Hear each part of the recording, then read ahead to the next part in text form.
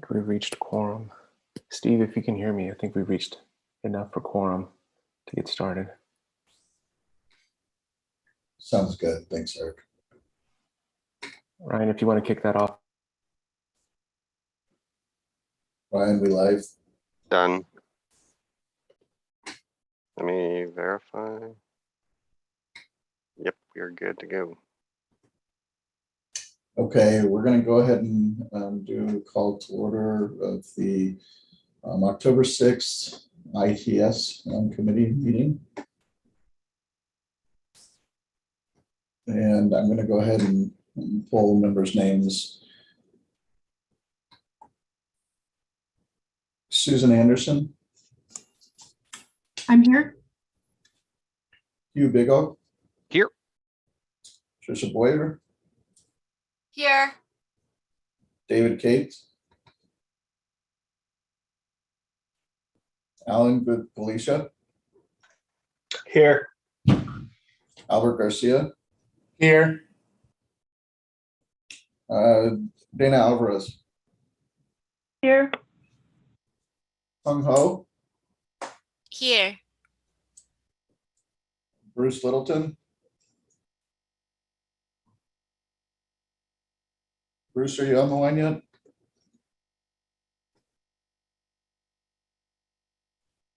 Okay, Yingyan Liu. Here. David Lucas. Here. Eduardo Rodales. Here. Marshall Regal. Here. Raquel Schultz.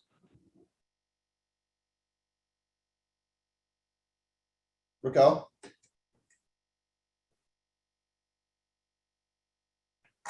Okay, Ward Stanford. Here. Mike Sutton. Here. Christopher Wanamaker. Here. Tessa Wessel. Here. Tony Whitfield. Here. John Willett. Here with a smile on my face, you just can't see it. April Wire.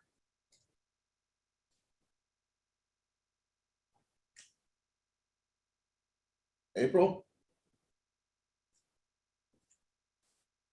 Okay, and Marty Zeig. Here. Okay, are there any other members participating by teleconference I have not mentioned?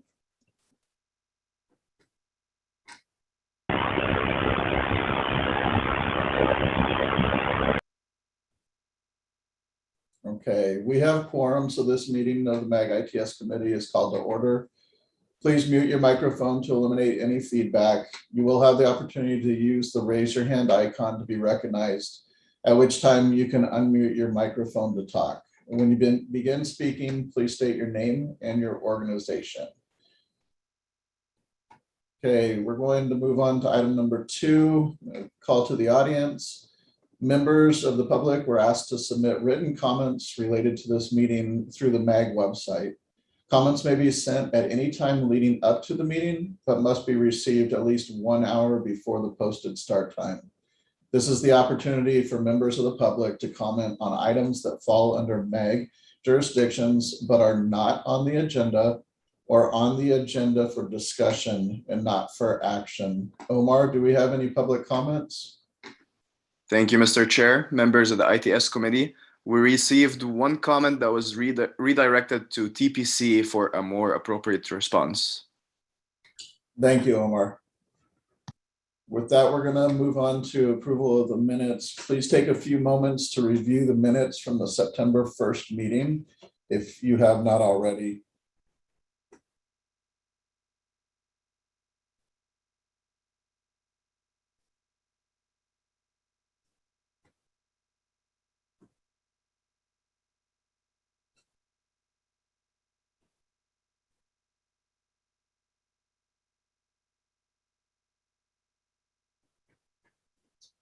Okay, does any committee member have any revisions? Please use the raise your hand icon for your request at this time.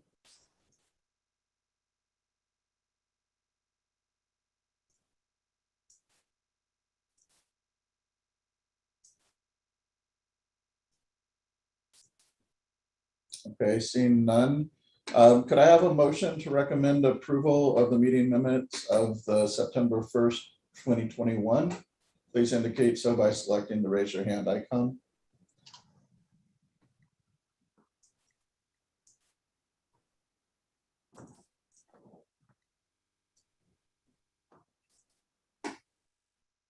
Okay, I have a motion from Susan Anderson and a second from Mike Sutton. When I call your name, please indicate yay or nay. Susan, I won't ask you again. You gave the motion. Hugh Big Elk, Yay. Trisha Boyer, Yay. Alan Galicia, Yay. Albert Garcia, Yay. Dana Alvarez, Yay. Hong Ho, Yay. Ying Yang Lu, Yay. and I see it looks like we have Bruce has joined us. Bruce, Yay. David Lucas, Yay. Eduardo Rodales, Yay. Marshall Regal, Yes. Raquel Schatz. Okay, Ward Stanford. Yay. Mike, you already gave your second. Christopher Wanamaker, Yay. Tessa Wessel, Yay. John Willett. Yay. Has April joined us? Okay, I am here. Yay. okay, thank you. Marty Zeig. Yay. Okay, wonderful. With the motion in a second, with members polled on the teleconference, the motion passes. Item number 4, the MAG TSMNO Program Manager Jeff Jenk will now provide updates and a report to the committee. Thank you, Mr. Chair.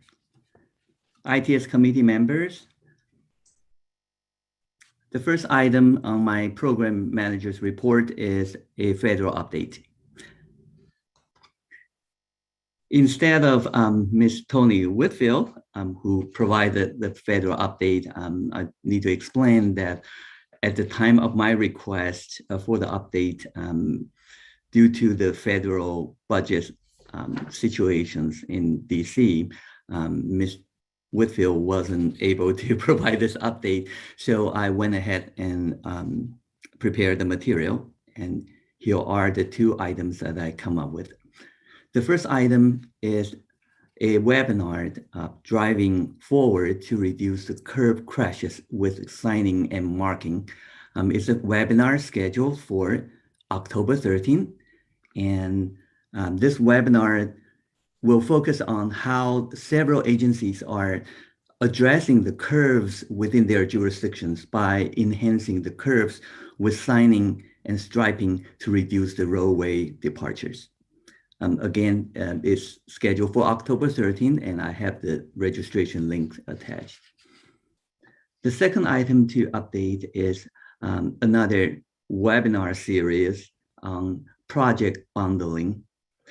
Advanced project bundling consists of planning and awarding similar projects to leverage all economies of scale throughout the project delivery, while also achieving the important program goals.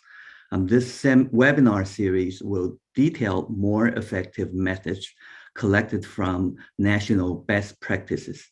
Agencies that systematically implement this more advanced approach will optimize resources, save delivery time, and address system performance goals while keeping the crucial transportation assets in good repair. The next webinar in this series is scheduled for October 19. Next slide, please. The next item that I'd like to provide the report on is where we stand on the SMNO TIP call for projects.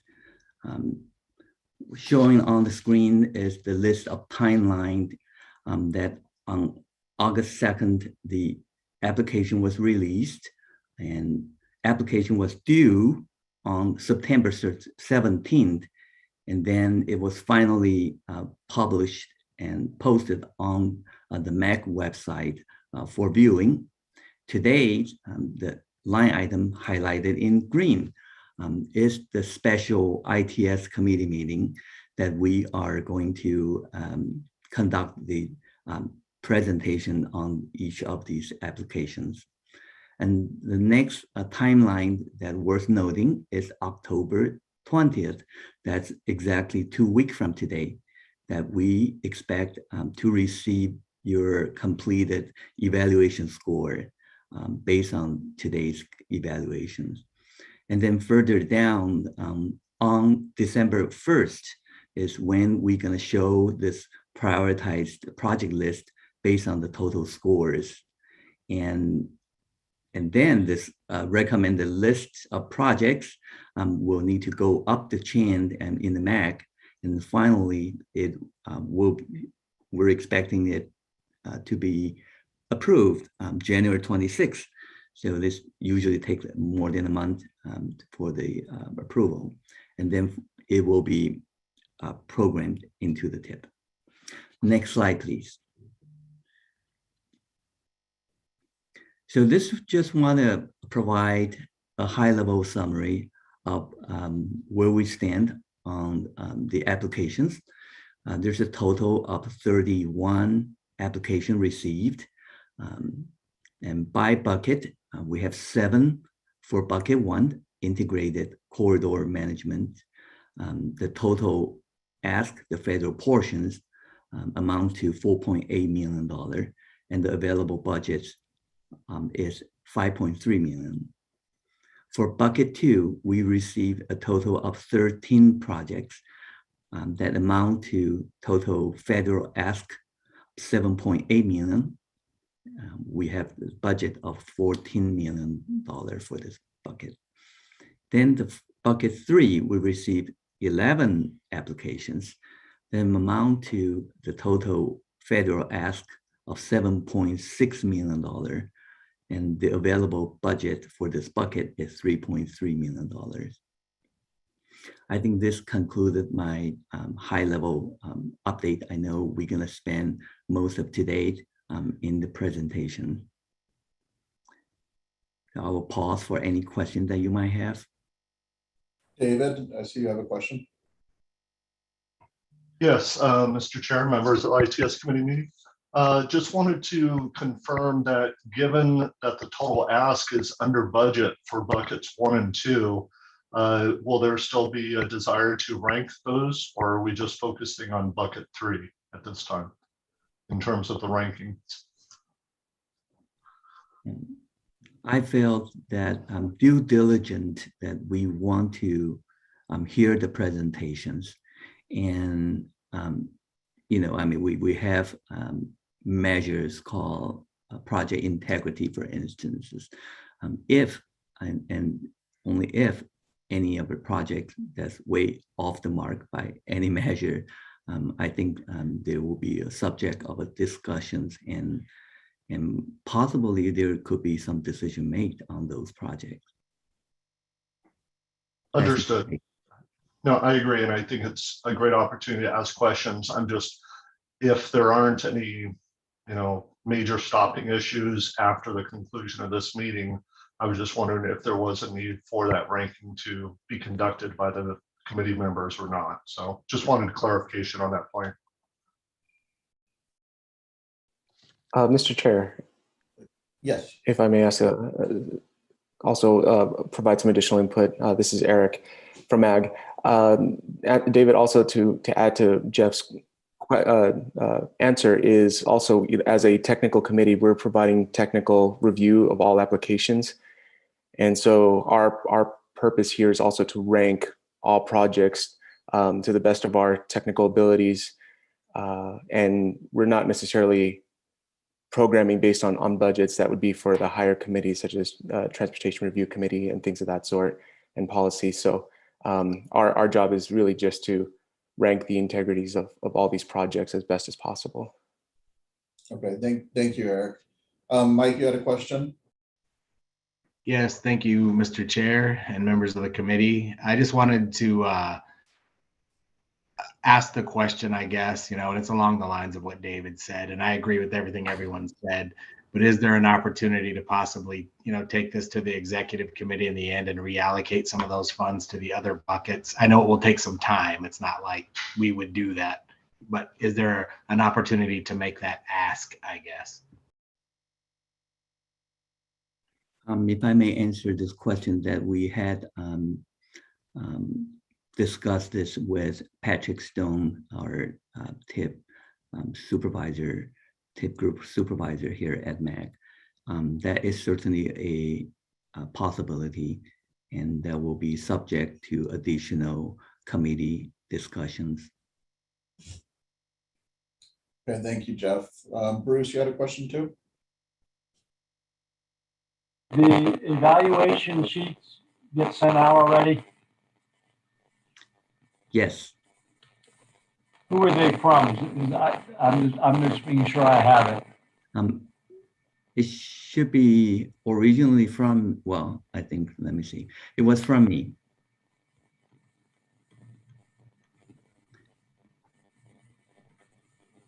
And there are multiple attachments. There are 4 attachments in that email. I can forward that to you again, Bruce.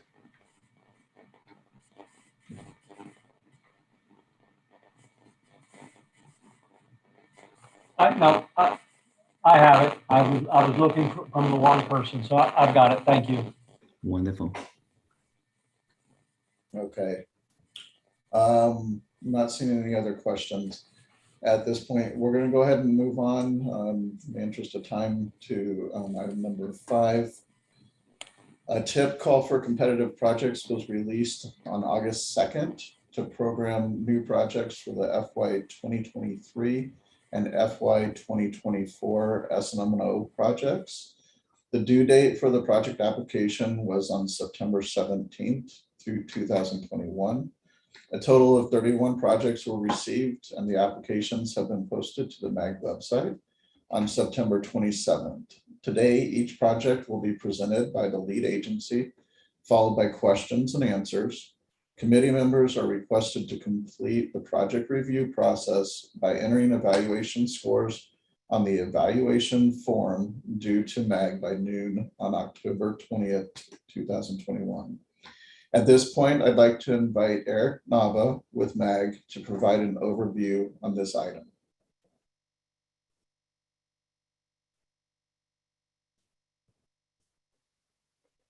Thank you, Mr. Chair. Thank you, members of the ITS committee meeting. I have to share my camera. All right, so thank you very much to the ITS committee members as we approach today's date.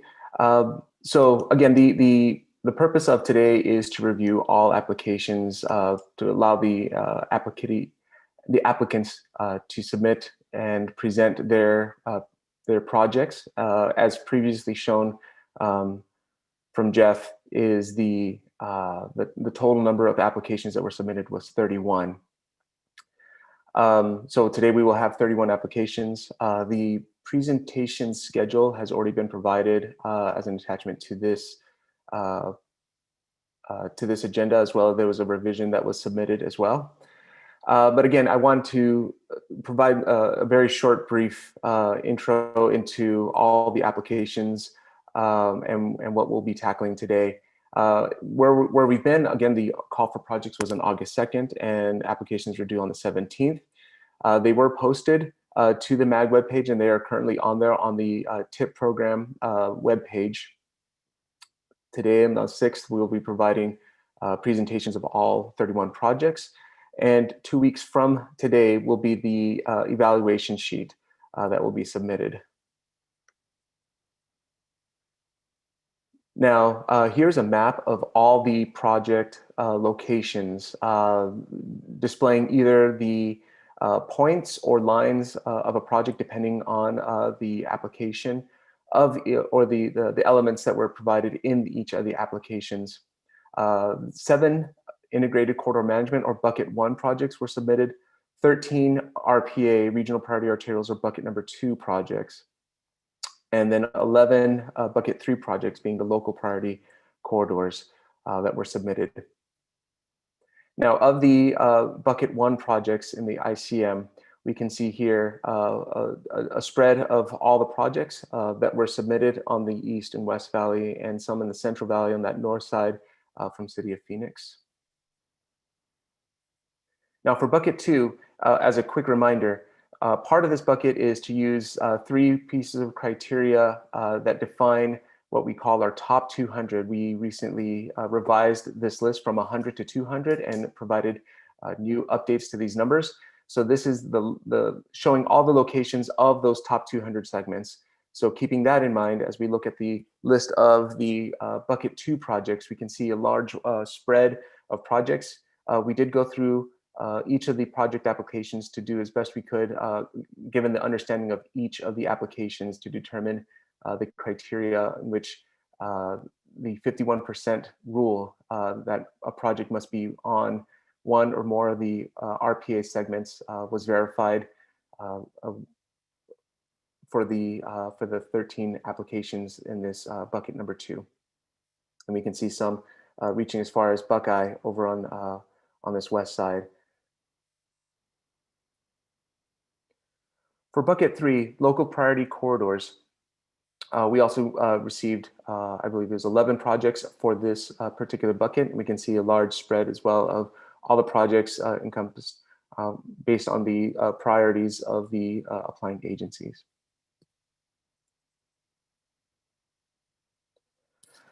So for today, we will be presenting on all 3 buckets. Again, this is just some screenshots from the actual from the schedule.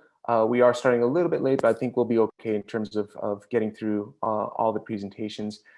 We will start with Queen Creek. It was a special request from Queen Creek that they were in need to provide their presentation early due to previous conflicts of schedule.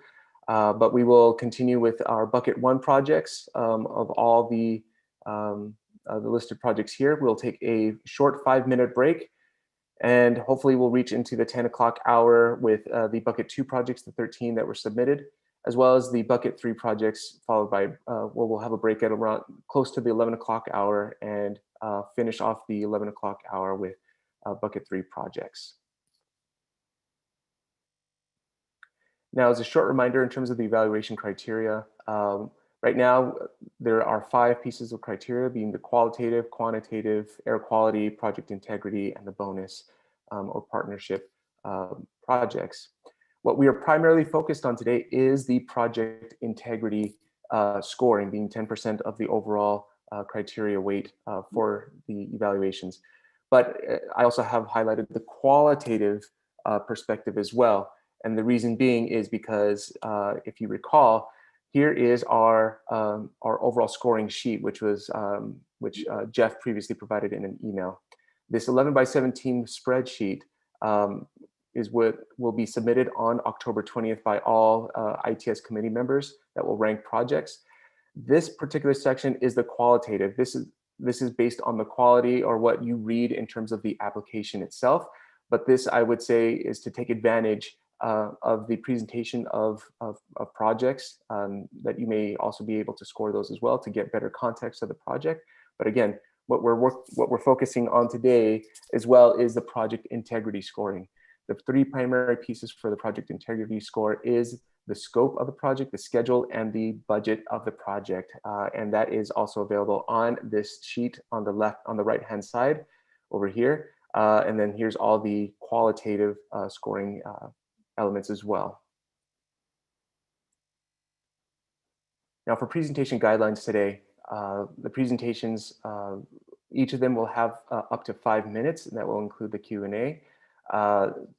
For projects that may be within the same bucket as well as from the same agency, we've just combined them, as you can see in the schedule. of allowing 5 to 10 minutes. Queen Creek being as an example that they have up to 10 minutes. That will include the Q&A. Our timekeeper today will be Jeff, so he will be kindly reminding people of the 4th and 5th minute as they approach in their presentation. Eric? And, yes, sir. I would like to do a quick demo out of my very sophisticated timekeeping machine here. At the 4th minute, this is what you will hear. If this sounds like an iPhone, it is an iPhone. At the 5th minute, this is what you hear. Thank you. Thank you, Jeff. And then as a last reminder, and there will be a reminder at the very end of all presentations that the completed scores for the project integrity score, as well as the qualitative scores are due by noon on Wednesday, October 20th. That's 2 weeks from today. Please submit those to me via email, or if you have any issues, please contact me as soon as possible as we approach that October 20th deadline. That concludes my introduction to this. Thank you, Mr. Chair. Thank you. Does anybody have any questions for Eric before we get started?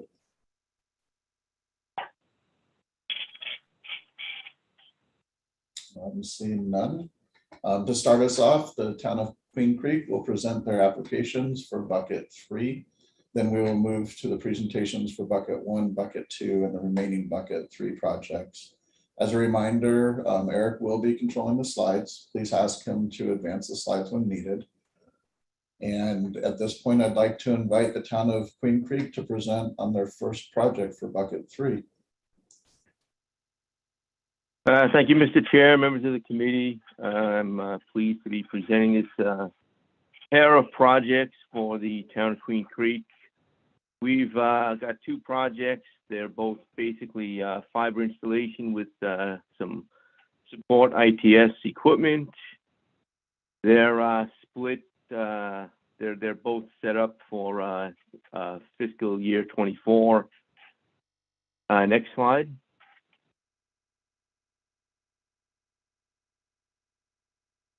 So we split them into a north area and a south area. And basically, we split the town along Ocotillo. That's generally how we came up with the north and the south area. And it was to primarily allow for the impacts that State Route 24 is going to have when it comes online. There's no nexus directly to Queen Creek, but there'll be a big impact. And so in order to have the project scalable, we came up with the north area and the south area. And so in the north area, it's putting in fiber. Now it's just putting in fiber in existing conduits. So the town has invested multiple millions of dollars in its CIP program, funding and installing the conduit. But we have found from our experience that we like to keep the I part of ITS with specialized contractors. And when you're building roads, and we find that the ITS doesn't get the specialized treatment that it needs to. So we've chosen to use local funds to put in all the conduit, which is really probably 10 times the cost of what it costs to just install the fiber. So that's the reason, and it's also for expedience. And the other thing that's significant in the town of Queen Creek is that come January, we will have a local police department coming on, and to support State Route 24 coming online and the new police department and the 4 new fire stations, we really need to get our communication system up to the level it needs to be at. Next slide. So I'm presenting both the north and the south in one presentation. The south area, as I said, is south of Ocotillo. What we're putting in here, in addition to the fiber, is some arid. The reason for this is that we have a lot of cross-town traffic coming in through the Santan area, and we'd really like to be able to know what the origin and destination impacts are to the town in terms of traffic management. So that's why we're adding some arid here. What I failed to mention on the north is that we're upgrading not all, but some of our old analog pencil zoom cameras to the digital, and I'll show in a slide why we chose those locations. So again, this is, it supports the traffic in the south area. We have a lot of through traffic coming through from Santan. And again, with the State Route 24 coming online, it's going to be more critical than ever that we have solid and robust communication to our signal system and our camera system down on the south end of town. Next slide. So here's a map of the north area, and I think you can see the light blue dots. Those are the new pan-tilt zoom cameras, and as you can see, they really are geared to supporting the impact of State Route 24 coming online at the end of this calendar year, or next calendar year. So this shows where we have current digital cameras. Our main impact is on Ellsworth Road, so we're completing our digital camera functionality on Ellsworth Road, and again, putting them out there. And as you can see from all the different colors, this map was, the colorization on this map is to show where the CIP has placed all the conduit. So the yellow and the purple is where the town invested its own money putting in the pipe. And as you can see from this map, it's the vast majority. And so that's why we came up with this. The other thing I wanted to mention is the only bucket that Queen Creek is eligible for, because we have no direct nexus, we have no capability of an ICM, and we really didn't have that much more work to do on Ellsworth Road. We've basically used town funds to pretty much complete that project. So this is the only opportunity that Queen Creek has to ask for money. It is bucket 3. Just wanted to point that out. So if we go to the next slide, it should show the south area. And so this is the south area, and it's the same concept with the fiber. It's using existing conduit, mostly placed by either developers or by our CIP program. And again, you can see we're concentrating our origin and destination data to track what's coming in from Santan and going through town and trying to get up to the State Route 24 or into our downtown area. And so that's the reason for the concentration of the ARID devices as shown, as well as the location for the fiber to complete and build upon what the town has already invested in terms of existing conduit. You can go to the next slide.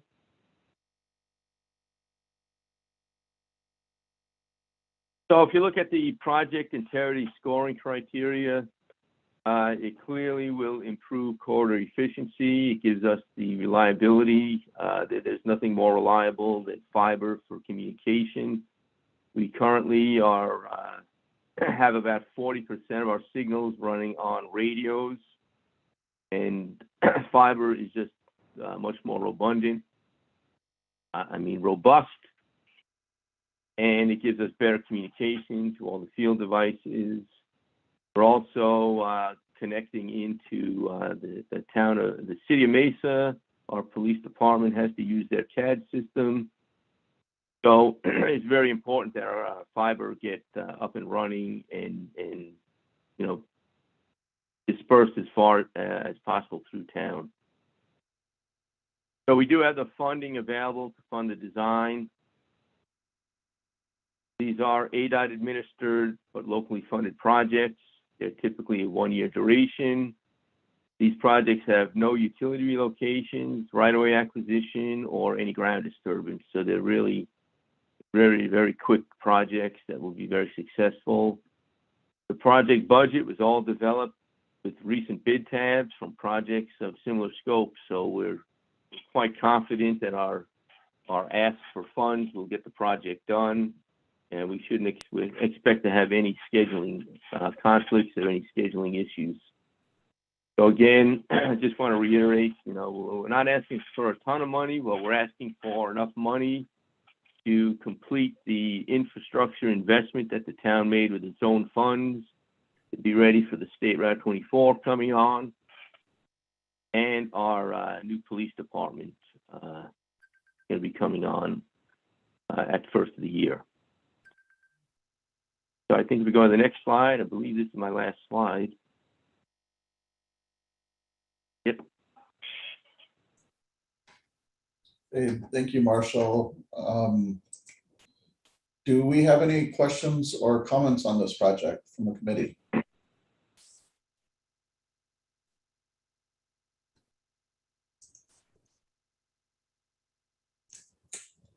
Okay, seeing no hands, we will go ahead. Thank you, Marshall. Thank you, Chair. Thank you, Mr. Chair. Thank you. Okay, at this point, we will begin the presentations for bucket 1. So I'd like to invite Dana Alvarez with the City of Chandler to present their project. Thank you, Chair and members of the committee. My name is Dana Alvarez with the City of Chandler, and our first project here, as you see on screen, is for detection and communication devices in the ICM corridor parts of the city. If you could go to the next slide, please. We are proposing to install video detection at 16 intersections, as well as communication equipment at 6 of those locations. This will give us the ability to detect bicycle traffic and safely accommodate bicyclists at signalized intersections by providing minimum green time and green extension only when bicycles are present. We're hoping that this will reduce delays for vehicles, as well as increase bicycle use and reduce vehicle trips. The communication piece of it is to improve the reliability to the TMC and RCN with managed or secure gigabit switches. We asked for the locations along the 202 within 1 mile south of the 202, and we chose these locations to help us expand the ICM detection and communication along the section of 202.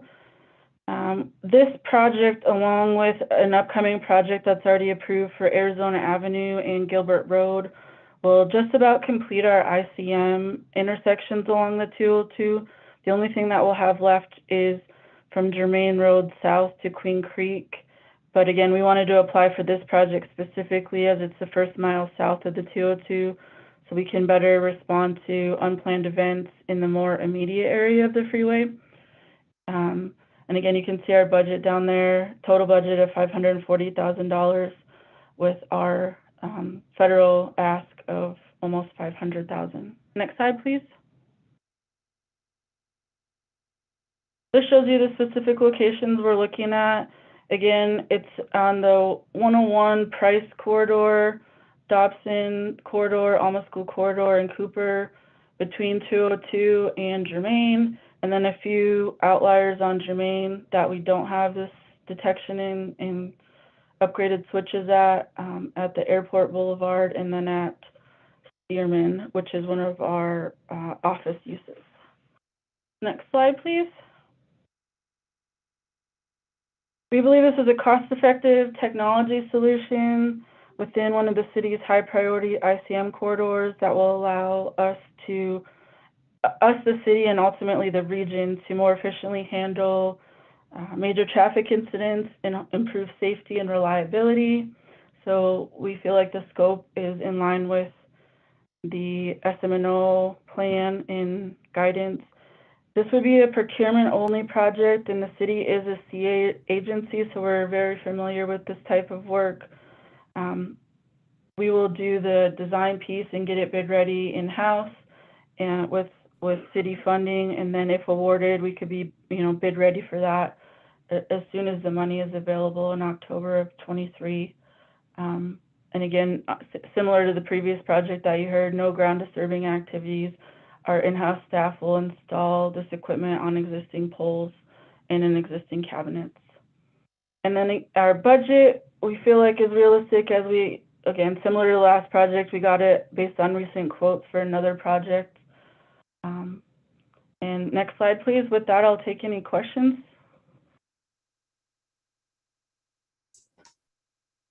Thank you, Dana. Does anybody have any questions?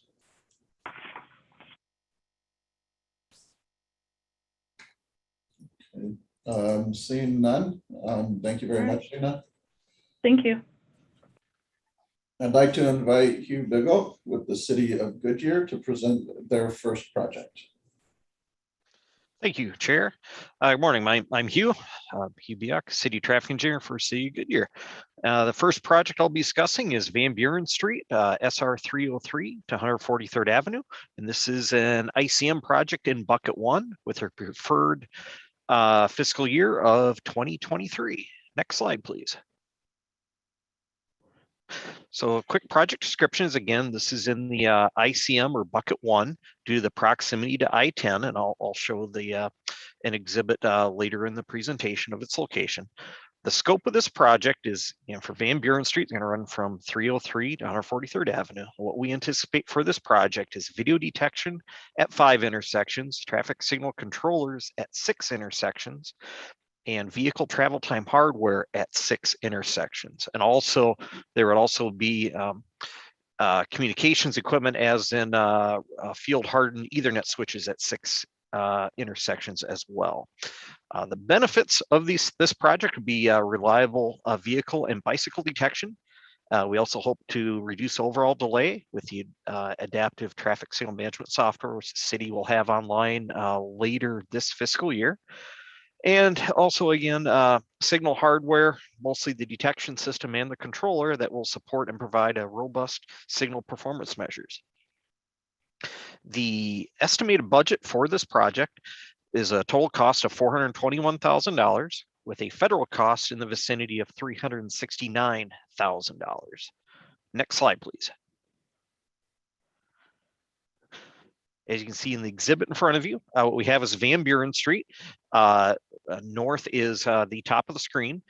Far left, the west end of the project, State Route 303.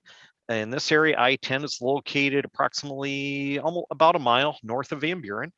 As you can see here, we have the 6 intersections listed that will be part of this project. Next slide, please.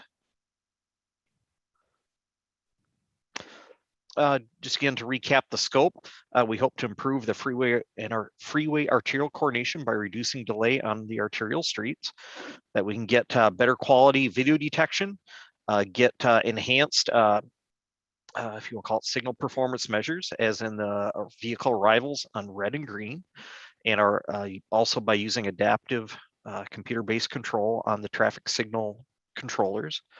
As I mentioned earlier, too, the bicycle detection. The intent of this project is that it'll be a procurement project, so therefore the equipment would be installed by city forces, and also very similar to the prior project that was presented, the plans on this project would also be designed in-house. They would have to go through ADOT though, as we are not the city of Goodyear is not self-certified. And we feel this budget is very realistic based on the, again, very near term, as we have 2 projects right now going through the ADOT procurement process. So we've reflected current pricing, and with hopefully without any significant increases, they should hold somewhat true to what's out there today. And with that, be happy to answer any questions.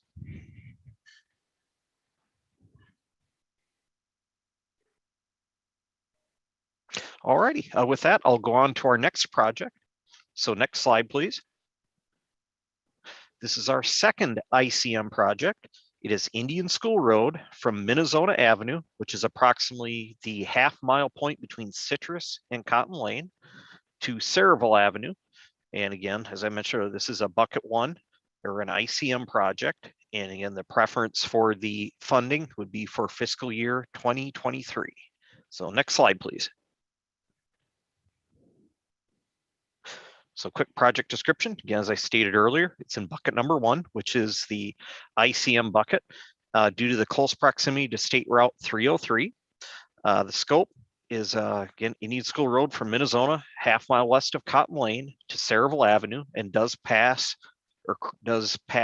under at this location, passes under State Route 303.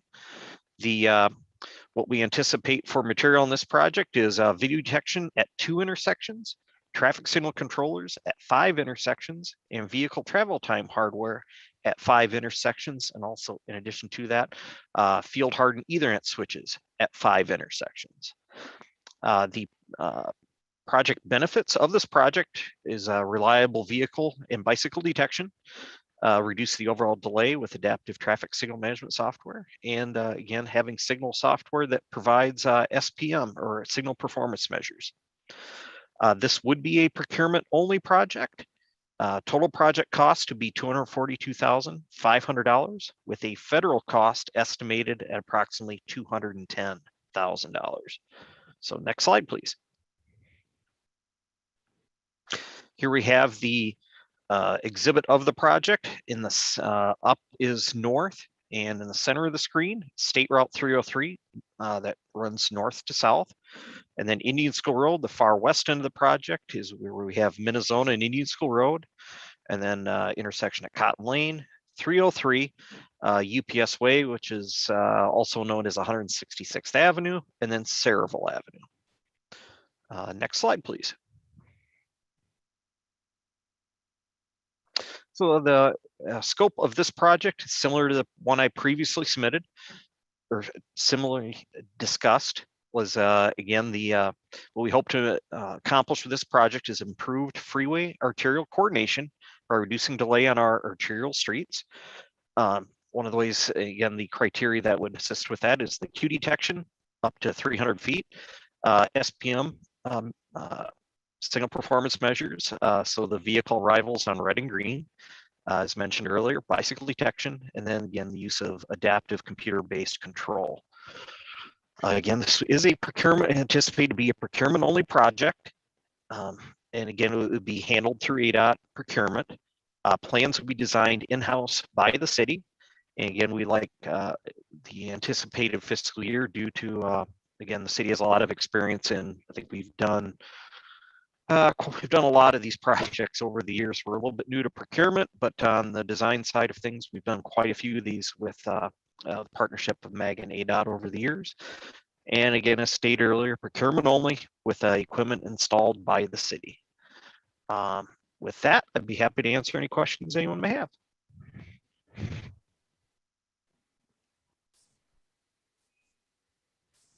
Okay. All right, thank you. Thank you, Hugh.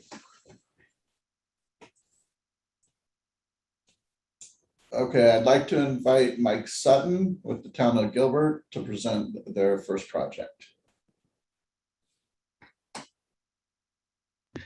Thank you, Mr. Chairman and members of the committee. My name, as you know, is Mike Sutton, and I'm representing the town of Gilbert today on these projects. This first project is a continuation of something that we've been trying to do a little bit of each year. And this year we're trying to do a little bit more. This is, for bucket one for the ICM. And you can go ahead and next slide if you'd like. And with that, all of the locations, which you'll see on the map a little bit later, are in proximity of the 202 and US 60, and which makes the reason that they qualify, for this bucket. We aren't partnering with any agencies on this. The project scope, as it says here, is just to upgrade 10 CCTV cameras and upgrade the detection at 20 intersections to some of the newer technology video cameras. We have a lot of cameras that are over 15 years old and that are unsupported, a lot of Solo Pro and Peak cameras. And we're trying to, upgrade those so that we can, bring back a lot of, the ATSPM data and whatever else, and something that's even, slightly more reliable than some of that older technology that's unsupported. And so the rationale is, a lot of these areas that are close to the freeway are highly congested areas. And this will help us, as stated earlier, to have more real-time operations and update our, timing and gather the data that we need, to make, better decisions here in the town. The total procurement, as it says there, is a 600, if you can see it, 632,200, with the federal share being 596, and then the town share being like about 36. Next slide, please. And here's a map of that area that's involved. I guess there's just the one up there close to the 60 that's down off of a Higley, and then the rest of it is closer to the 202. Because you can barely see that light white line as it curves through the city. And there are the list of intersections that are involved. Next slide, please. I'm just trying to get us back on schedule too. The scope of the work, it does support the SMNO plan. One of the things mentioned specifically are real-time CCTV monitoring at all major majors, and also detection that supports real-time, data collection and operations, including turning movement counts. Yes, we actually have a project ongoing right now from the last go round of funding, and we're familiar with doing this. We even try to fund a few outlying ones ourselves here and there.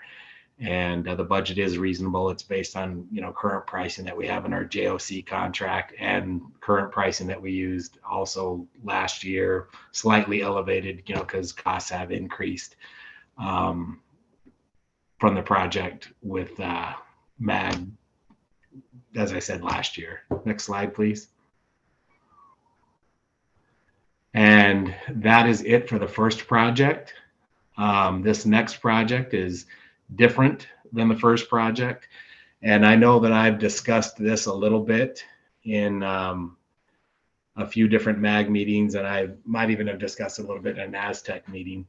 But we have, well, go ahead and go to the next slide. Just the purpose of this, as it said, is a pilot project for fiber mapping. It is part of bucket one, and the reasoning behind that is it's following a similar reasoning. And I don't even remember exactly what it was when MAG presented before, when they were trying to update the RAD servers. This is a project where we're hoping, to partner, here with MAG and put together a pilot project so that we can, show what other agencies can do. And in partnering with MAG and Gilbert in getting their communications network mapped out. Here in Gilbert, and I won't even go into what's written there, but here in Gilbert, we do have very good records. And our records have saved us many times. And we have a great individual here that will be retiring in the next 3.5 years. And we've hired someone on board to try and help to learn some of that. Most of it is in Excel. It's pretty cumbersome. Sometimes you have to update things in a few different areas. It's hard for some people, to work through that. And we know that need exists, and we need to move it to a newer, more upgraded platform. And MAG has also expressed interest in doing the same thing with the RCN. So we figured if we were able to, to partner up and work together on this, we may, be able to create something here that others, can also jump onto, and maybe even, down the road, the thought process is similar, to like the camera networks that we use now with Luxuriate, where it is supported, by the MAG region. Maybe we can do something like that as well with this fiber mapping. There's a little bit to be discovered, but we do have, next slide, please. Sorry. We do have some, what do you say, ability in-house to transfer some of that data. But if possible, we're hoping, to even this project help us with transferring some of that data as well. But we just know we need to get it done before too much time passes. And it changes all the time, every day. So updating it is imperative when things happen. And hopefully this will make it easier. The proposed total budget for this is around $500,000. That's based on what some other agencies have done, and actually some of the research that Ryan with MAG and I, have discussed a little bit as well. The federal ask is $471,500, and our local match would be $28,500. Next slide, please. I think that's it. Oh, and this is in general where we have fiber throughout the town. Just to give you an idea right now and what we need to map. And we do have records. We know that the records we have are good and we use them all the time. They're just very cumbersome. And we're hoping to streamline that process and make things, easier for the region and easier for staff when planning, for future communications projects. Next slide, please.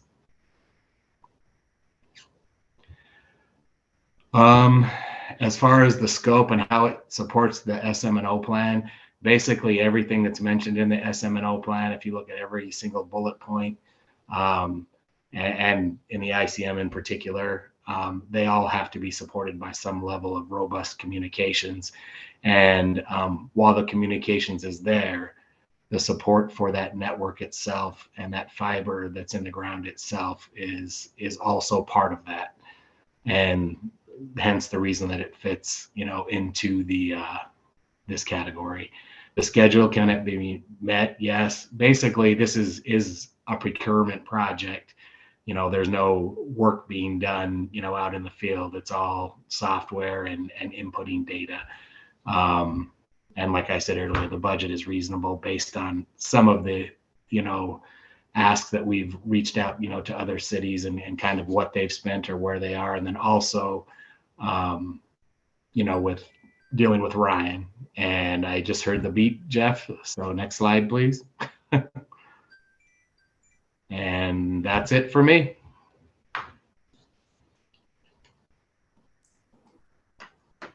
Are there any questions?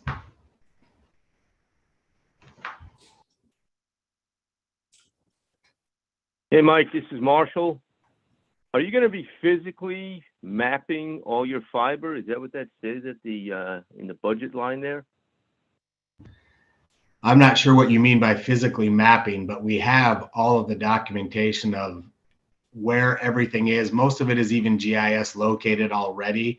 We aren't asking for any of that to be done. Basically, we're taking the data we have and moving it to a, more virtual type platform where, MAG can have access to some of that. We'll have access to some of their stuff on whatever levels we set. And MAG is also doing, trying to map out the RCN, as well, probably at this same time and utilizing some of these funds. So go ahead. So you're transferring existing data to some new, yet to be determined database. That's basically the project. It is, so that when I'm gone and when others are gone here, hopefully there's, it's an easier transition. And especially with the volatility of, everybody, people moving around and whatever else, we've seen some of that. But we know that my main individual that's handling most of this on a day-to-day basis, because we have probably 10 miles worth of fiber going on right now, and we change our network all the time. and it's very cumbersome keeping those records up to date. And this will help streamline that process, and it will also help, you know, us with planning and you know, the future of the network as well. So, anyways. Okay.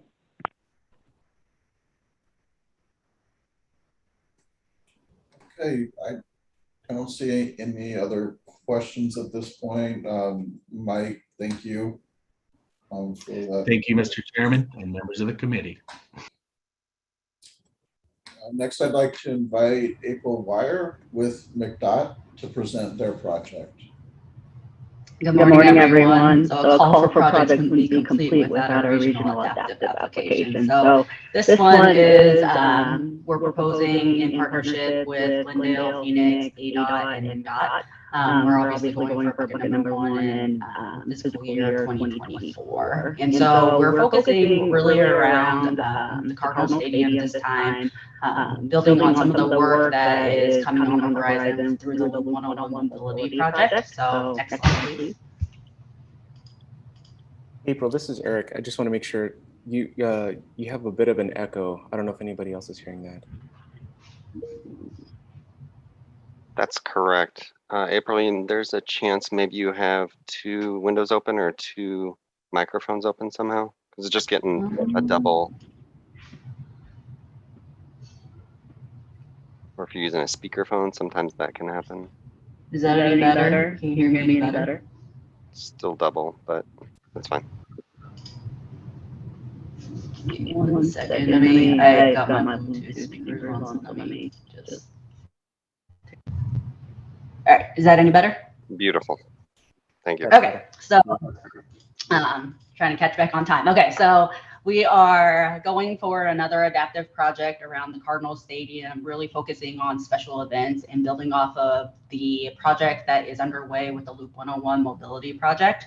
And so the scope of work includes procurement of a distributed adaptive system that encompasses the adaptive software, the necessary hardware, performance metrics, monitoring for just better understanding of the outcomes of the system, and really leveraging the RCN for communications between the intersections. So all the same story that we've done before in the past. I think we've got a lot of good lessons learned from past adaptive projects that we've done and really fine-tune the process. I think we have it nailed down that we are very used to working with aggressive schedules, working with the contractors locally and the adaptive vendors. So we really have worked our areas very well in making sure that these projects are very effective, and you know, the vendors and the contractors understand our overall goals.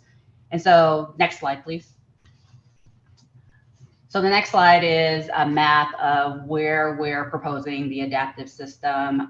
You can see on the map, it shows 7 signals in Glendale, 2 in Phoenix, 2 ADOT interchanges, and then 5 McDOT signals on Indian School. And so they're kind of scattered everywhere. And the reason why we're doing that is because there's 15 intersections around the Cardinal Stadium that are already getting the adaptive system through the Loop 101 Mobility Project. So when we were putting the Loop 101 Mobility Project together, Glendale had its top intersections that they wanted to see adaptive go in at a bare minimum. And so just because of funding limitations, we were only able to include the top 15 of those intersections. So we want to go back and grab the last 7 to make that area very complete. They have a lot of new development that's going on out there that's going to produce abnormal peak hours. And so there's going to be a lot of spontaneous traffic going around, and just like a lot of abnormal activity they have on a regular basis, like 1 mega event a month, just a lot of ingress egress routes related to the special events. And so that's how it's trickled out from the Glendale Stadium. On Indian School, there is also actually on Camelback, there is also a spring training facility, and just recognizing the ingress and egress routes that are related to the spring training facility in the Cardinals area. That's how we came up with these project locations. So next slide, please. So the goals with adaptive are, we all know what they are. It's reducing travel time and delay, helping with, fuel efficiency, safety for vehicles and pedestrians, because there are a lot of pedestrians that walk around that area as well. Again, we're really leveraging the work that we've already established in our region with adaptive, especially in the West Valley, and growing off of that. So we really have a very concise process for making sure that these adaptive systems are installed timely and overall meet our goals and how to fine tune these systems. Next slide. So I've already kind of gone over the rationale behind it. The project limits does encompass are in the ICM corridor boundaries. So it fits within the ICM bucket. Again, just managing queues and accommodating the bursts of traffic that happen and helping the freeway a little bit with the interchanges that are around the Cardinal Stadium. We always really focus on cross-jurisdictional traffic management, especially during special events. I think Glendale has done a really good job of improving their special event traffic management process. They have it down to a T, and I think the adaptive system will just build on top of that and improve that. Next slide. So we'll talk about the budget a little bit. We have really good numbers because with the last round of projects through MAG, we proposed for Olive, Dunlop, and Bell Road Phase 2. So we have some very, very good accurate numbers. And so we're anticipating getting the adaptive system with all its hardware, error devices. We included this time a few Ethernet switches because we ran into some of those needs with the last projects, and then just mobilization and administrative costs. So we're looking at a total budget of about 1.2 million, a federal ask of 1.1, and then obviously the local match about 70,000. Next slide, please.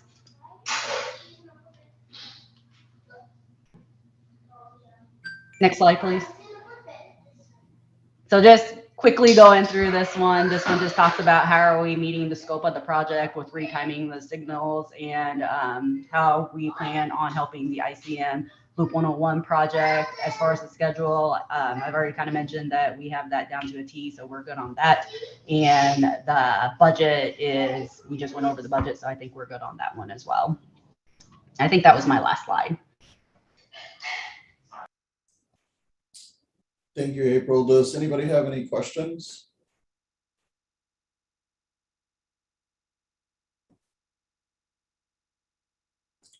Hearing none, thank you again for your presentation. And we will go ahead and move on. I'd like to invite Bruce Littleton with the City of Phoenix to present their project. Morning. Our first project is an ICM corridor, which is the ones we're reviewing at this point. It is on 7th Street. Next slide. This is within the ICM bucket. This is going to install fiber on 4.5 miles, 3.1 of which is actually within the an ICM corridor. It will connect to the existing signals, provide Ethernet switches, and the connections. This is towards the end of where our fiber is, so this will enhance our fiber backbone and increase the reliability to this ICM corridor along Deer Valley and then along 7th Street in the vicinity of SR 101. Next slide. Project goals are to provide a better reliable communication backbone and increase our backbone in the North Valley. And it will improve the 7th Street corridor, which is a significant corridor for the valley for north-south traffic. And this will take care of the upper region in the vicinity of the 101.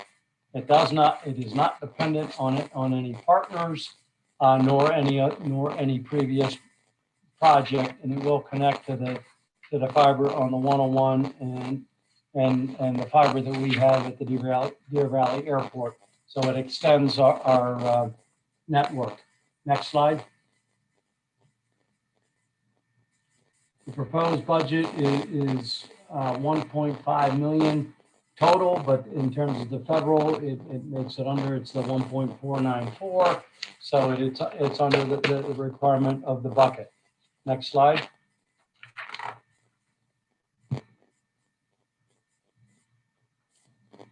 Next slide is the location map. And this is essentially running the fiber from the Deer Valley Airport along Deer Valley to 7th Street. We'll put in a layer 3 node and then extend on down 7th Street, crossing the 101 and the major corridors on down to Paradise Lane on the south end, which will terminate in a firehouse, which will allow for an extension in the future further south on a future project. And one of the other things I want to mention about this particular project, it is actually already in the tip. This was one of our original submissions several years ago for SMNO. Next slide. This is on an aggressive schedule because we already have the 15% design done. As we did, it was done for the previous submission. We put it on an aggressive schedule to go ahead and get completed and funded in before October of 23. Next slide. So does this meet the goal? Yes, it provides a solid communications network, expands our fiber network. 3.1 of the 4.5 miles are actually within the proposed ICM corridor area. We've already completed, in terms of the schedule, we've already completed 15% of the design. And we've proven that with the 2 fiber projects that we just did, that they got done on time, and that we met an aggressive schedule and got them both in the fiscal year that they were supposed to be done. So I think that, we've shown that we can meet a schedule. The prices on the budget are based on our recent fiber experiences. So we have a direct correlation on price, and we're comfortable with that we're going to be able to do it within budget. Next slide. And I think that was it. So open for questions.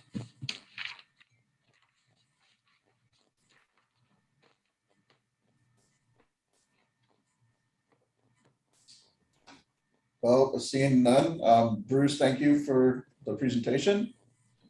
And unless there's some housekeeping issues that Jeff or Eric want to bring up, we can go ahead and start our 5-minute break. My clock says it's 10:14 right now. Let's go ahead and plan on meeting back in 6 minutes at 10:20. That works. Thank you.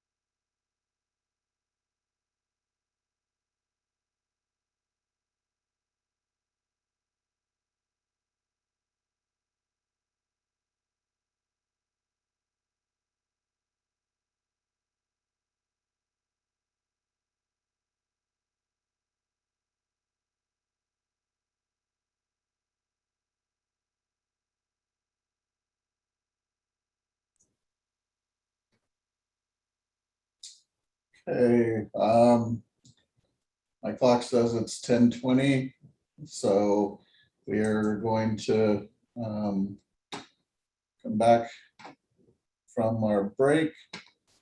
And welcome back. We're going to be starting on our bucket 2 presentations at this time. So I'd like to invite Ward Stanford with the City of Avondale to present their project. Good morning, committee. We are submitting for a citywide emergency vehicle preemption component replacement project. In going through the buckets or the criteria, we met the regional priority arterials with a high percentage of intersections that fell within those arterials. Roughly about 80% was the figure we received. This will be strictly an Avondale project. No partners are associated with it. The scope of the project is, again, citywide. Our current system is more than 50% failed. We have about 38 of our 48 intersections with failed components or that have 20-plus-year-old components long out of warranty. We have one or more failures monthly or bi-monthly. We have about a total of 140 approaches that need components. 79 of those have currently in a failed condition. 61% or 61 locations are the very old units. What we're replacing basically is the optical components on the mast arms and the cards in the cabinet. The rationale for this is, again, to bring the whole system back up to full and reliable operation for not only us and maintenance, but certainly for our emergency services, hoping to, again, regain that loss of emergency response times that we now have in our corridors.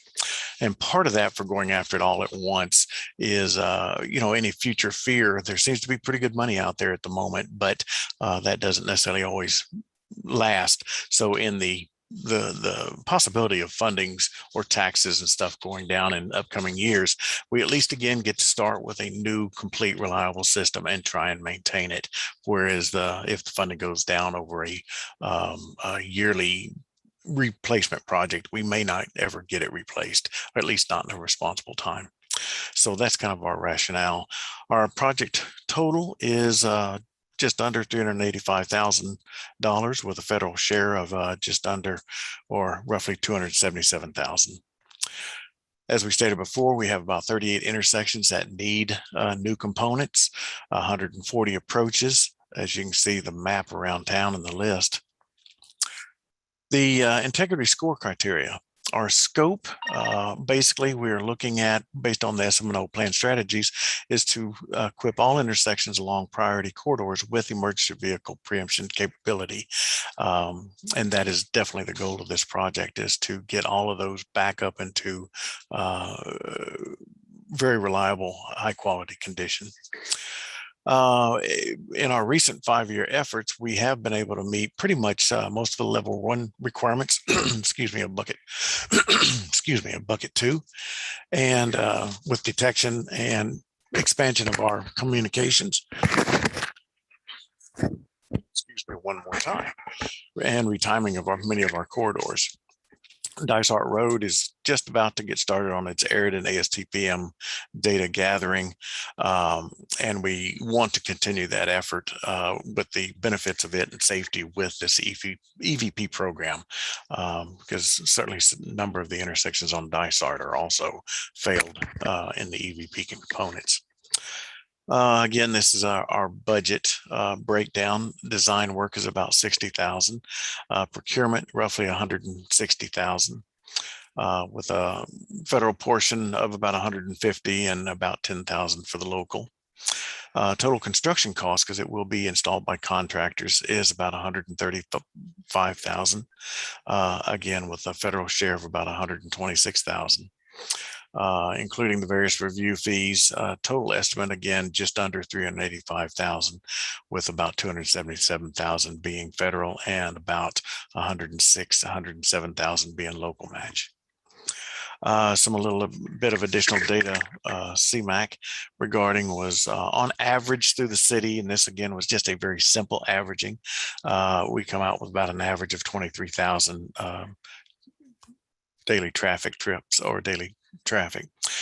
The overall length this is covering with the tight group of the intersections was about 10 miles. Again, about 38 intersections, 140 approaches. Per our fire department, we have about an average number of weekday EVP trips being about 40 per day. Average length is about 5 miles. And that is the extent of my presentation. Thank you, Ward. Does anybody have any questions?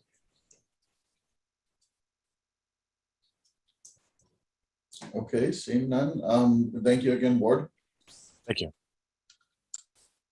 I'd like to invite John Willett with the City of Buckeye to present their project. Good morning, everybody, chairman and members of the committee. Those who recognize my voice, John Willett, City of Buckeye. This is a Miller Road ITS project. I was pleasantly surprised when Omar said, hey, you can move this to bucket 2. I'm like, all right, I'll move to bucket 2. So next slide, please. Basically, this is the general information on the project. It's just all of the City of Buckeye. We're not asking any other jurisdictions to participate. It's fiscal year 24, and there's some reasons for that, and I'll explain in a second. Next slide, please. Again, bucket 2, we found out Miller Road is in the top 200 regional priorities, row 176. Again, City Buckeye only. Pretty much what this is, install fiber and conduit on Miller Road from I-10 all the way down to MC-85. It's about 4.4 miles. Also installing some Ethernet switches. If folks may recall, the city did receive funding to put in some new video detection cameras throughout the city, and several of those intersections are on this corridor, and I'll point those out. And this would allow us to be able to see these and collect information as we need. It also allows us to connect, because of I-10, to the regional network because of the I-10 project that has some funding now. Rationale, it's a major north-south corridor in the city, and there are 4 to 5 new signals at the southern end. Mill Road is the primary route from I-10 into the downtown area. Next slide, please.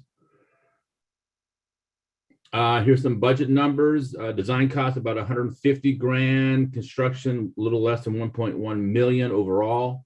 The city total funding is about 240. That includes the design, the construction share, and our favorite ADOT fee. No slam against you, Susan. Just wanted to mention that.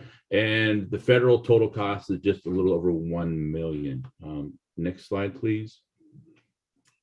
This shows the project limits. Very top, you see a red circle. That's the ADOT interchange that should be operational sometime this spring of 2022. All the purple circles or ovals are existing signals. Pink one is being updated. It should be done later or early 2022. The 3 green in the middle are new ones. The 2, the top and the bottom, just started construction. The one in the middle is a developer. It should be coming in soon. There's possibly a future one towards the south on the baseline road alignment. I don't know if it'll be here by 2024. And then the very southern end is our MC-85 in Monroe that feeds right into downtown. Again, it's mainly conduit and fiber, Ethernet switches. There's quite a bit of the conduit may be installed by developers by the time 2024 comes around. So the dollar amount on this project could be reduced. We just went with the worst case and said we were going to have to put in the missing links. With that, I will stop on this one and answer any questions.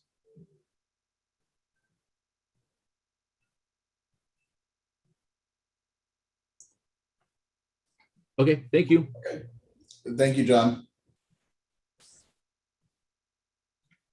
Next, I'd like to invite Hugh Diggle with the City of Goodyear to present their, I guess, let's see, do you have 2 projects? Yes. Okay, go for it. All right. Thank you, Chair. Again, happy to be back. Thanks for waiting in anticipation for the next presentation. We have 2 projects, but the first one, like discussed, is Yuma Road, Sayreville Avenue to 143rd Avenue. This is a bucket 2 or an RPA project, and the preferred funding year for this is also, just as the past projects, fiscal year 2023. Next slide, please. So as I said earlier, this is a bucket 2 project. Is this roadway segment or arterial segment is in the RPA top 200. Scope on this is in Yuma, Saraville Avenue to 143rd Avenue. What we anticipate for this project is video detection at 2 intersections, traffic signal controllers at 2 intersections, and vehicle travel time hardware and field hardened Ethernet switches at 5 intersections. As in my previous projects that were discussed, the project benefits are reliable vehicle and bicycle detection. We're trying to reduce overall delay along this arterial street segment. And again, a system that supports SPMs. Total project cost of this project is $234,500 with a federal cost around $193,000. And this would be a procurement only project. And next slide, please. Here we have the exhibit of the project. This is Yuma Road, which runs east to west. On the left side of the screen is the west end of the project, Saraville Avenue. And then we have the various intersections along the route. I won't name them all off. We have 5 intersections along this route. And the east end of the project is at 143rd Avenue and Yuma Road. Next slide, please. So to summarize the scope of this project, again, we're trying to improve the arterial coordination along this this RPA top 200 segment. Again, trying to improve the video detection, get it back to 300 feet for queue detection, the SPM data, bicycle detection, and the advanced computer-based control. These plans for this project would be designed in-house, and it would be a procurement-only project, and it would have to go through ADOT as the city is not self-certified.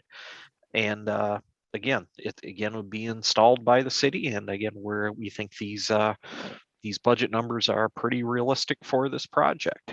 And with that, be happy to answer any questions on this particular project.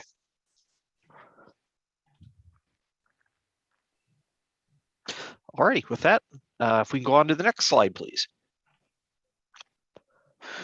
Here's the last project is Cotton Lane, Yuma Road to Lilac Street. And this again is a bucket 2 or an RPA top 200 project. Again, we're looking at a fiscal year of 2023. Next slide, please. Again, it's a bucket number 2 in the top 200. Scope of this project, it's only 3 intersections, but it is, again, an RPA project.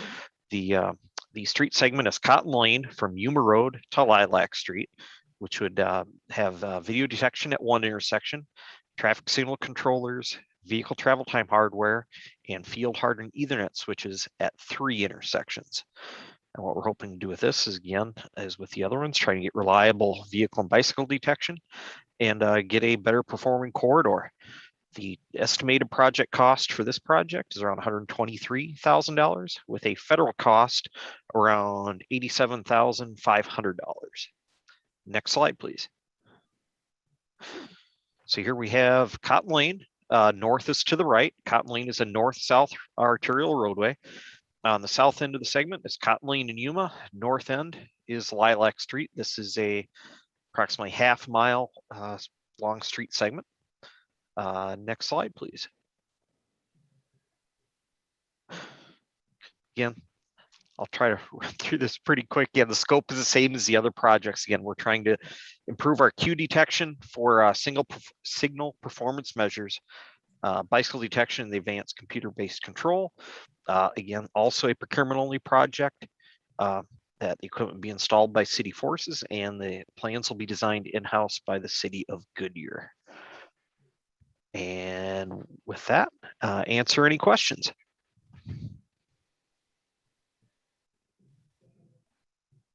All right, thank you. Thank you, Hugh. I'd like to invite Mike Sutton with Town of Gilbert to present their first and second projects.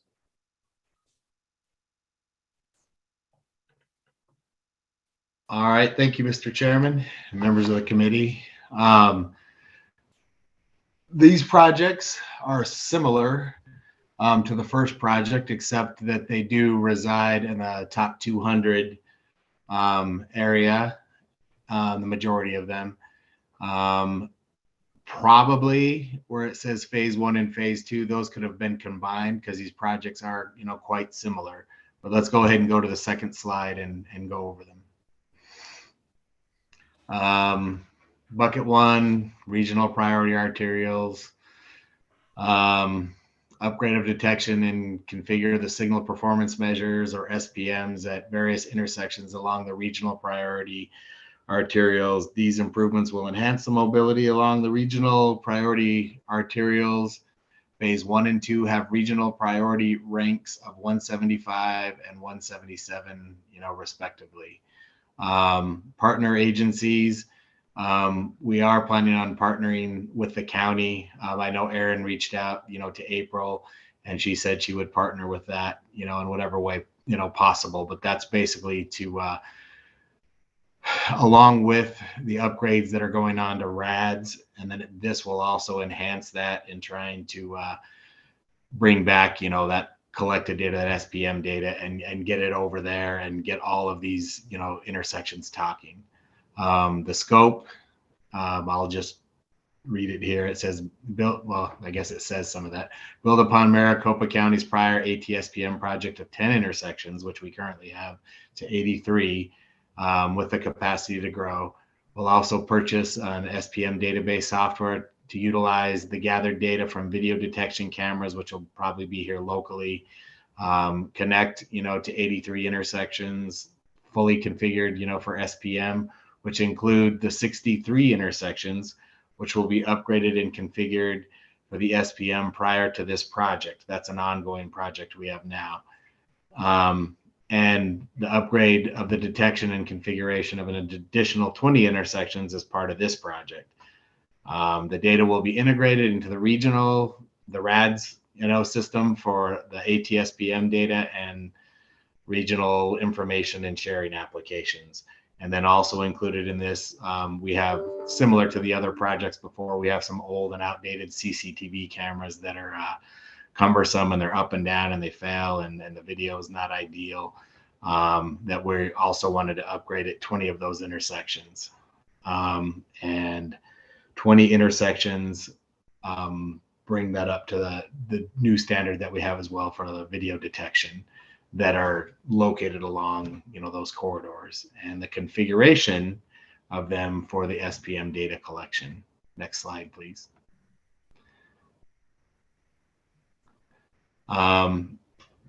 Basically, both projects are shown here, and the total for project 1 is about 722,000.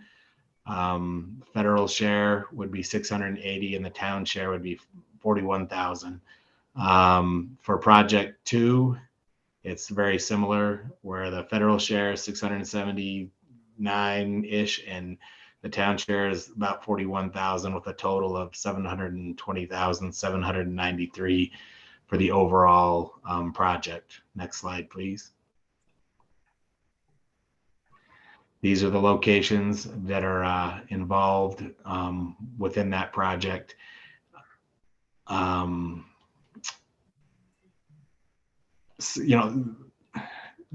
Next slide, please, because I might be missing something here.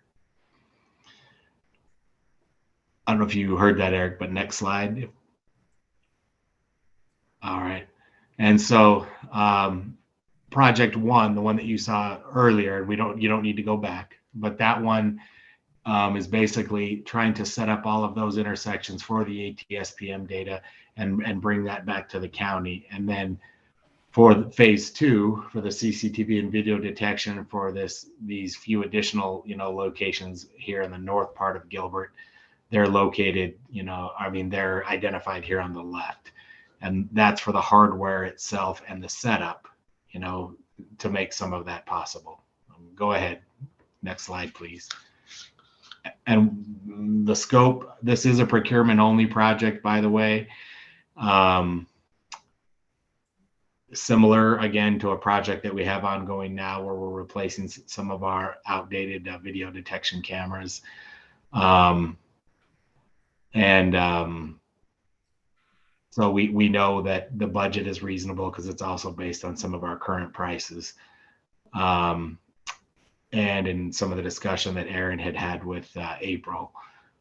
The real time, it supports the SMNO plan again because of the items that are shown in the plan related to CCTV monitoring and detection and regional real-time data collection, including turning movement counts. Next slide, please. I think that might be the end. Yep. Any questions on that?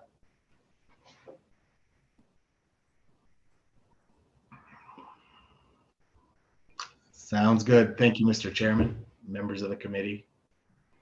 Thank you, Mike. And just a reminder, if you're not speaking, if you can go ahead and make sure your microphones are muted. With that, I'd like to invite April Wire with McDOT to present their two projects. All right, so the first of the two projects is for our REACT program. So we have Next Generation Regional Emergency Action Coordination Team REACT Services Pilot. So this one's in partnership with cities of Glendale, Peoria, and also McDOT. We're all obviously going for bucket number 2 with a funding year of 2023. And so the scope of the project, next slide. So the scope of the project is really taking the tools that are available today for smarter work zones and kind of applying them to REACT, which focuses on incident management. Even though the two fields are different, they are very similar at the same time. And so right now, REACT has 7 existing REACT trucks. 2 of them already are getting CCTV cameras installed on them through a different project. So that leaves 5 trucks that we would like to see CCTV capabilities at. 7 trucks, all 7 of them, we are requesting to get smart aero board technology upgrades. So that entail is when the aero boards are turned on, that message is broadcasted out and can be ingested into RAD and pushed to 511. So that it'll relay the information to the public as far as lane closures that are down because of the way that the smart aero board is set up. Also, we are proposing 14 smart cone technologies, 2 per vehicle, so that they can mark pretty much the endpoint and start point of the lane closures and just give more information out to the traveling public on what's really going on out in the field and be updated in a live environment instead of having to rely on a manual process that is delayed. We plan on integrating the CCTV feeds and the smart data devices into RAD, obviously to be able to push that traveler information stuff to 511 and other means as well. We are asking for 3 years of support operations for REACT, and it's really for helping to support the new technologies that we're proposing. Obviously, with new tools, that means more resources are necessary, more time dedicated to making sure that those devices are working all the time and making sure that we have appropriate resources to monitor those tools as well for safety, for, just traveler impacts and whatnot. Next slide, please. So the next slide is the project map. It shows pretty much all the routes within Glendale and Peoria that REACT can respond to. All of those areas are on the top 200 list for the priority corridors.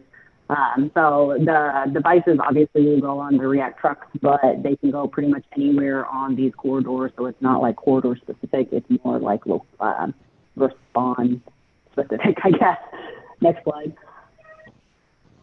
So the goal is to really improve responder safety, getting more real-time information to our TMCs and to the traveling public as well, to just make better choices and leverage some of the technologies that are already in place today that we could really use for incident management.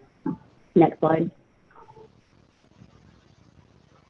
So for bucket number 2, the regional priority arterials, that map that was shown earlier covers 117 miles, all included in Glendale and Peoria that REACT responds to.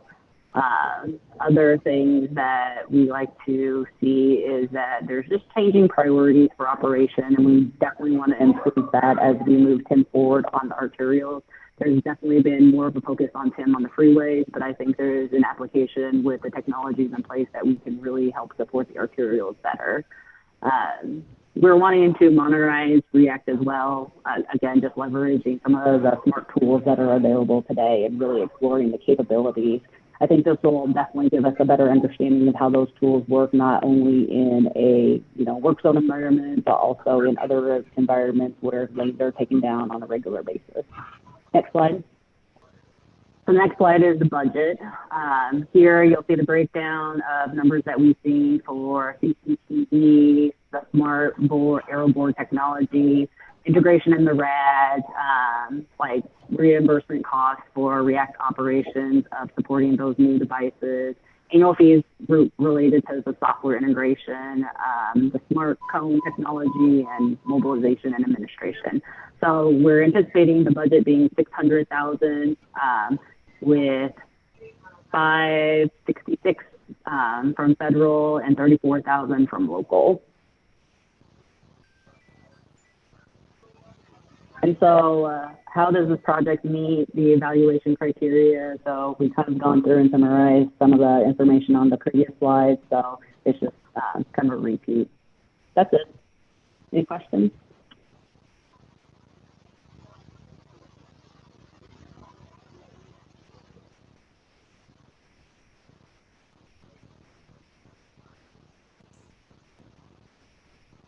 I'm not seeing any questions, April. You want to start your next one?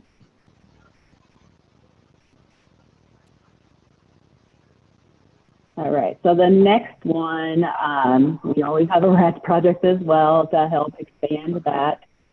So we've done a lot of great things with RAD and have a lot of good projects on the horizon. And this time around, we really want to focus on the arterial operations. RAD also encompasses the data of ATSPM. So I'm very happy to see a lot of agencies proposing ATSPM projects and detection projects that can really push forward our movement with ATSPM. So this project, obviously, McDOT will be leading it, but it really benefits all the Aztec regional partners. We're going for, obviously, bucket number 2 for fiscal year 2024. Next slide. So the scope of this project really entails integrating train movement counts into RAD and making that data available through ARIS and ATSPM as well. Really moving it forward. I know that ATSPM does currently collect that count data and also displays it, but at the same time, I think it could be more robust and more usable. I know as traffic engineer, you want to see the turning movement counts in a particular format, being able to pull those peak periods very easy, and a current way that ATSPM does it isn't very easy. And then also what we're envisioning with the integration of those turning movement counts into RAD is being able to provide more notifications based on some of the data changes and incorporating it into the ARIS dashboard as well, so that TNC operators and other staff members can see what's really going on out there in a more concise dashboard kind of format. And so we initially are going to be focusing on the 12 corridors that are included in the Aztec Performance Indicators book. We've got a lot of good data on those specific 12 corridors over the years, and really pushing forward the ideas of let's get more data on there that's more signal specific. Another venture that McDOT has really started piloting is the Mark 1. They have recently, FHWA has recently renamed it to SIGOP. So that dashboard really takes the information from ATSPMs, which is more intersection based, and puts it more on a corridor level. And so McDOT has gone through and configured our priority corridors in that Mark 1 SIGOPS platform and have seen pretty good results. It's definitely pointed out to us that there's a lot of cleaning up that we need to do in our existing ATSPM system. So we're going through the efforts of doing that right now. And through this project, we're hoping to help the agencies be able to clean up their ATSPM information and the configurations in particular, because if it's not configured correctly in ATSPM, then none of your other tools will work. So we are definitely on the McDOT side doing that and creating tools to help agencies do that. So this project will make those tools and clean up the region's ATSPM system. Next slide. So the next slide is the project map. And so what's shown in blue are the Aztec PI book key corridors that are on there. So this should look very familiar to everyone. We are revisiting the PI book right now, so just highlighting those corridors. But I think there might be room for additions as well as we move forward. Next slide. So project goals is really promoting the use of ATSPMs and the Mark 1 SIGOPS corridor level performance metrics, cleaning it up, and enhancing real-time arterial operations so that like we have useful information and not just a lot of information that we don't know what to do with or, you know, is cumbersome. So we want to make it more precise and make it more user-friendly so that, you know, it's a tool that all of us will actually go to and use. Next slide. So the rationale behind this project, we are going for the regional priority arterial bucket. 131 miles of the Aztec key corridors are on the list of priority arterials, so that's kind of why we're going for this bucket. We're really lacking robust arterial operations data in RADS right now. We have a lot of good high-level data. We get really good notifications regarding incidents and whatnot, but we have so much rich data related to what's coming out of the vehicle detection systems that we really want to start bringing that information into RADS, processing it, and, you know, getting it onto ARIS and being able to really promote more with the arterial operations. We've gotten a lot of interest from other agencies. I'm glad that Gilbert went right before us. We've had lots of conversations with Gilbert on how to leverage ATSPMs and how to bring more intersections that they have into our platform. I think in the beginning, we used to talk about ATSPMs quite a bit, but I think we need to revisit those conversations because I think a lot of agencies forget that Aztec has a platform for the region and you don't have to go out on your own to do it. Next slide, please.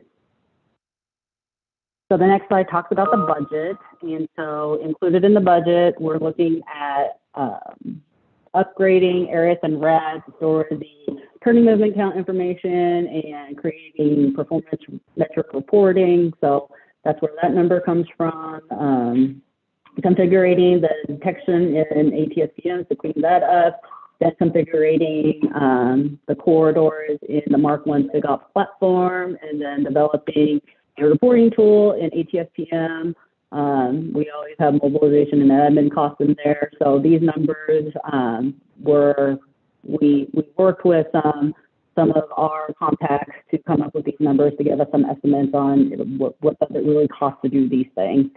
So we came up with just under 600,000 with a federal ask of 562 and a local match of about 34,000. Next slide, please. So the next slide, again, just summarizes the things that we've already discussed on the previous slide. So why it's important, how are we going to meet the schedule. I think we've already done a lot of good initial work with the RADS assessment and ATSPM gap assessment. So we're not just pulling these ideas out from thin air. I think we've had a lot of good conversations from our partner agencies through Aztec and whatnot. And so we're still in the process of finalizing those documents, but at the same time, we have a draft report and have shared it at numerous Aztec meetings. So we have a good grasp on what the needs of the region are, and these are some of the ones that we heard. So that's it from me. Are there any questions for April?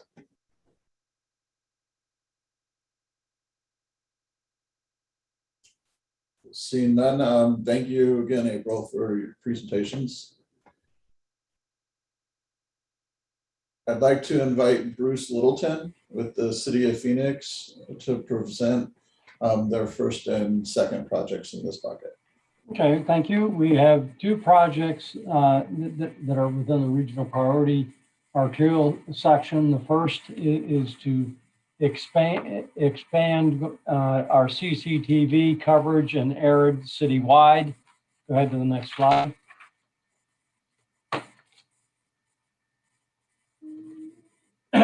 This will install 40 CCTV cameras with new poles to connect to the existing fiber backbone. They're all within on fiber, and add 100 arids throughout the intersection.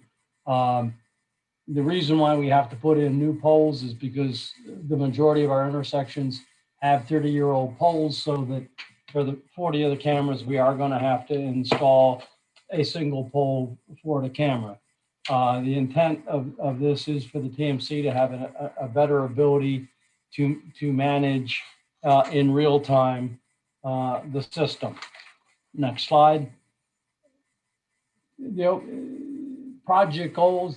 This expands our existing limited capabilities in terms of coverage and expands that coverage to further out on the city. We've been doing this through a number of our projects and other previous SMNO projects.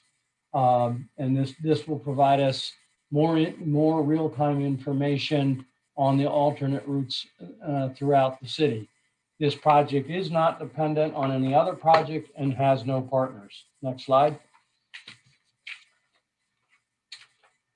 Budget is within the cap. I'm not going to go through it in detail, but there's the budget. It's total budget of 1.1, 1.0 within the federal limits. Next slide.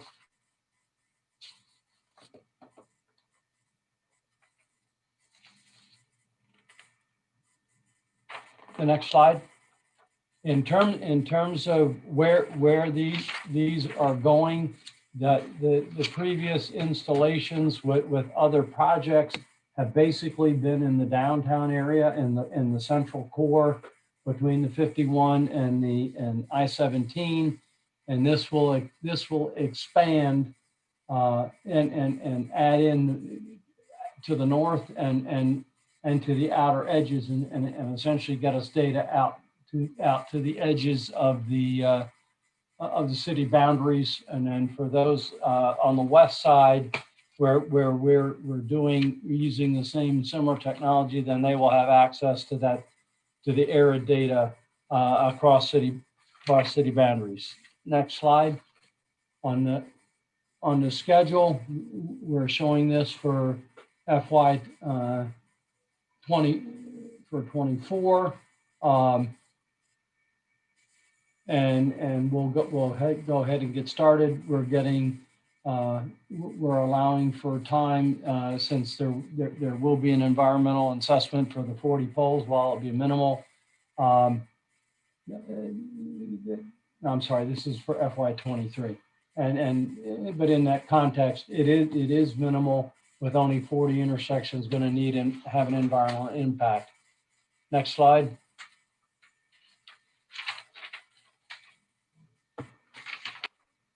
So in terms of, we've shown that we can do, even this is far less than what we did on the fiber projects, but we can get projects turned around on a short time frame.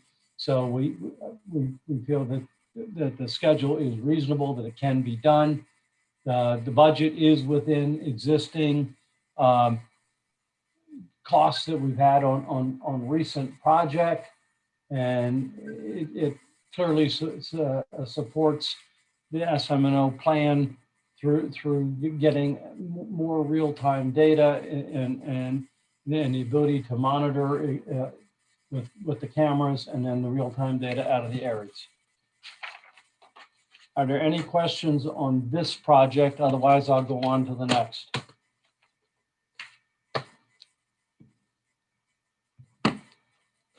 I think you're good, Bruce. Okay, moving on to the second project. This one is multi-jurisdictional, and it's really dealing with 91st Ave and our and we have both Tolleson and McDott as part of our partners. Next slide.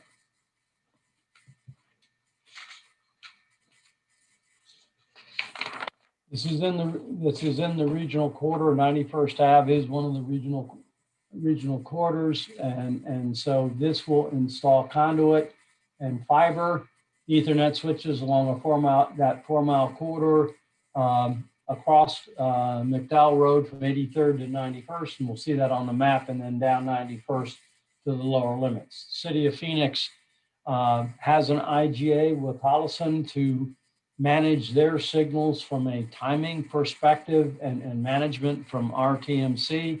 So this will put fiber connection to Phoenix for that benefit. In the same vein, McDott has fiber on MC85, and at this point, it has a connection to their system, but this will provide a direct fiber connection along this corridor to the ADOT fiber and essentially to access into the region, the RCN at 83rd and McDowell where we already have a connection. So this will benefit McDott and it will benefit Tolleson. The fiber goes right by the Tolleson City Hall, so they will have access as well to that fiber. So it will benefit all three agencies to have direct fiber connections and give them a more reliable path. Next slide. Project goals again is to provide that reliable path for all three agencies.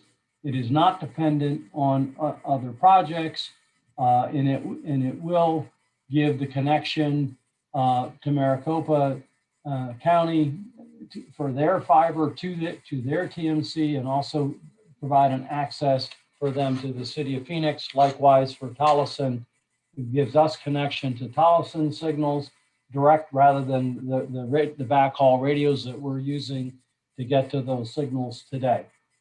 Next slide. Budget is 1.2, 2.73, 1.2 on federal. Florida fiber, these are based on current prices on our fiber project, so that's within that context. Next slide. In terms of the map,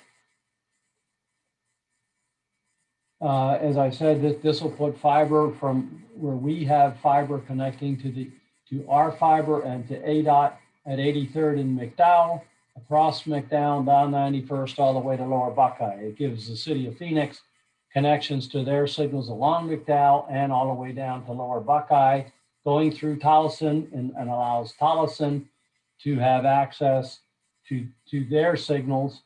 One of the things I want to point out in this that Tolleson's contribution in kind is they have empty conduit from just south of I-10 to just south of Van Buren.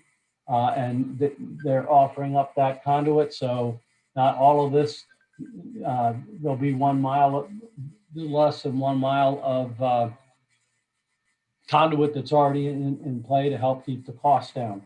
Want to point out in terms of how it reached the regional priority corridors, 1 mile of this is within the number 5 quarter in the valley, and 2 miles of it is within the number 37. So it is in a high priority quarter and near the top of the list. Next slide. Project schedule. We did move this one to, we will start immediately should we get awarded it, but we're putting this one in FY24 for several reasons.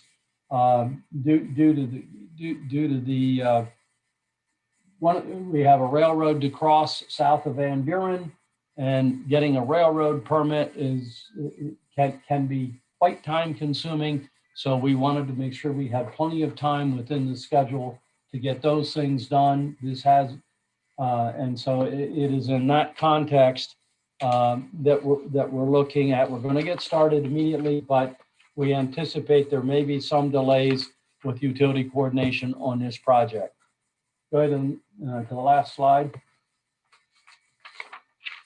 So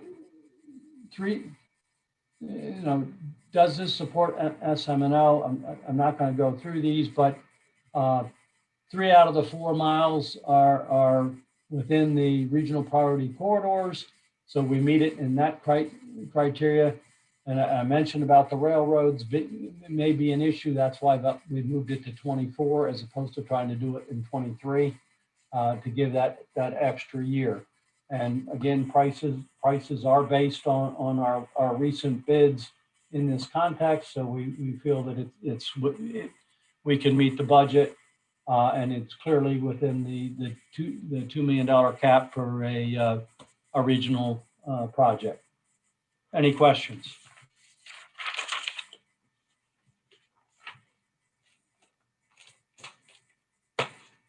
This is April with McDOT. I just wanted to emphasize that this is a very important project for McDOT. NC 85 right now is connected through a wireless hop to ADOT, and we're looking for a means to make it more reliable because we are anticipating some upcoming projects related to new and emerging technologies and CV. So we really would like to see this connection go through to make it more solid for us. So just wanted to throw that in there. And thank you, Bruce, for providing the presentation.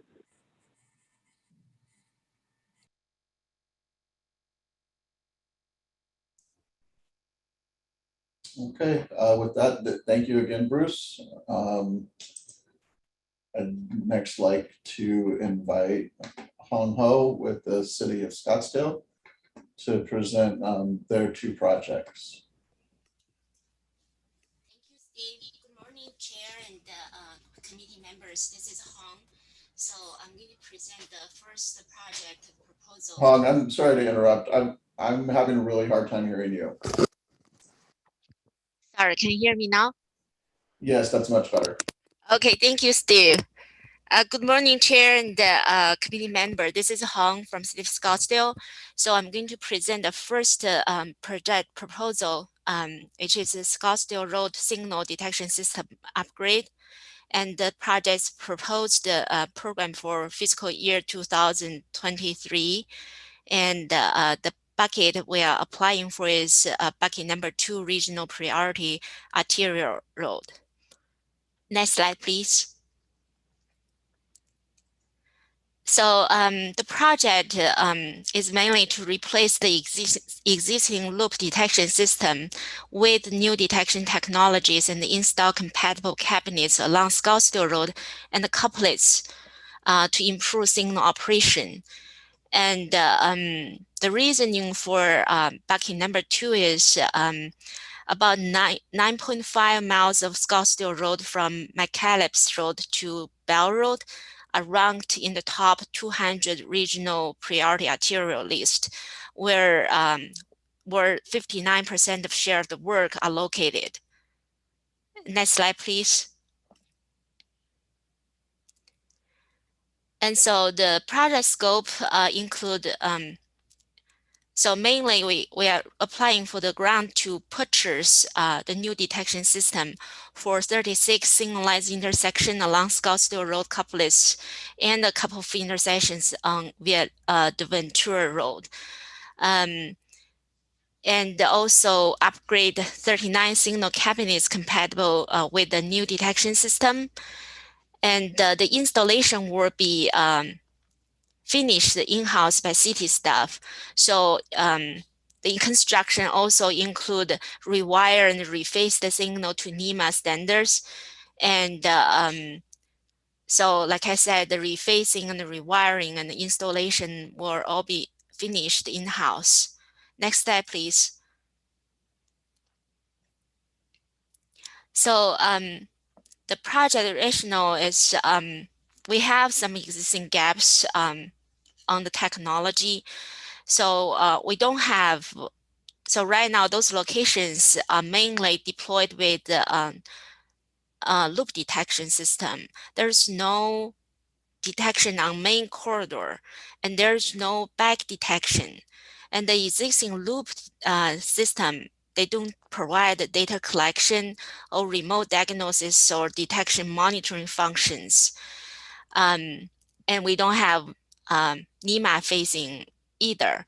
So that's why we want to use this opportunity so we can upgrade the system to the latest standard so that we can implement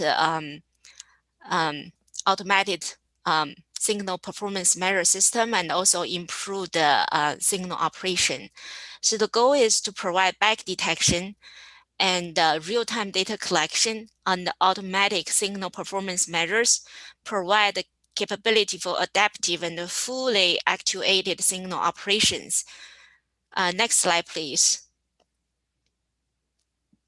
So the project budget, the procurement, the total project cost for the procurement is 1.4, it's about 1.45 million, and $8 review fee is $10,000. And so, we're asking for the federal grant in the amount of 1.36 million, and the local match of $92,000. Next slide, please. And project location, here's the map, shows where the project start. It starts from Roseville and all the way to Bell Road. And the majority of this segment ranked on the top 200 high priority arterial list. Next slide, please. And so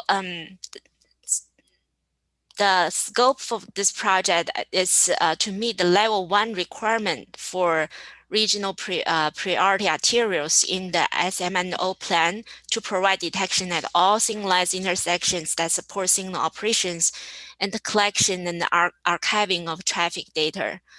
The project schedule, this is just estimate schedule, project obligation will be October 2023. Procurement will be completed in April 2024, and the installation will be finished in about a year. And so the budget, the cost is estimated based on the projected market price in 2024, according to our current the bid. Next slide, please. Yeah, that's about it. If you have any question, please let me know.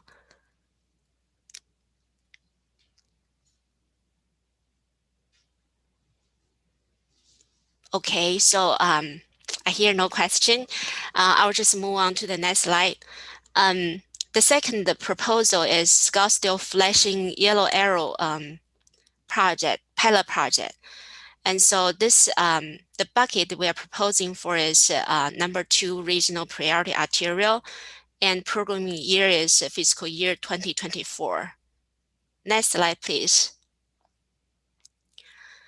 So the project is to install 4-section flashing yellow arrowhead at 49 signalized intersections along Scottsdale Road and Frank Lloyd Wright and Bell Road to provide flexibility and left turn signal control by time of day plan. And so the reasoning for the bucket 2 is a total of 13 miles of Scottsdale and the Bell Road are ranked in the top 200 regional priority arterial, where 74% of share of work are located. Next slide, please. The project is to replace 4-section flashing overhead at 49 Singlet intersection and replace with the at selected location, we need to replace the mast arm with a longer mast arm for better signal head alignment, and also add F-heads at select location as needed to meet MUTC, the minimum number of signal head requirement, and consider to enable protected permissive left turn operations during nighttime at those locations. Next slide, please. So project rationale is, the flashing yellow arrowhead provides more direct message and reduce confusion to the driver, and also allows changing left turn signal operations by time of day. And Scottsdale is planning to implement more flashing yellow arrowhead to improve traffic safety and efficiency, which are the known benefit of flashing yellow arrowheads. Next slide, please. The project budget is the procurement, the total procurement cost is around $383,000, and the construction is $434,000, and with the local match of $56,000. Next slide, please. The project location, all those red dots showing the proposed locations along Scottsdale Road and Frank Lloyd Wright, which are the main corridors in Scottsdale, considered as regional high priority corridors. Next slide, please. The project is to, the benefit of this project is to upgrade traffic signal equipment to improve traffic efficiency and the safety, which is part of the SMNO strategic plan. And the schedule, estimated schedule is project will be obligated in December 2024, and the construction will be completed in September 2025. And so the design will be completed in-house by city, but the construction is planned to have contractor to finish. And the budget is also is estimated based on the projected market price in 2024. Next slide, please. That's what I have for the project. Any questions? Bruce, you have a question? Yeah, just curious, what are the existing indications that you're saying you're putting a flashing yellow arrow? What's the current configuration at the intersections? Some of them are protected only, some are protected permissive. Thank you. Thank you. Mrs. Chair Hong, this is Alan with City of Glendale. You mentioned that the cost is projected market value for year 2024. What percent did you increase the price, number one? Number two, I think it's a great idea, and I don't know if anyone else did that. Oh, thank you. I'm still waiting for the next part of the question. So yeah, we add about 10% of the increase on the existing market, existing price based on our the latest bid.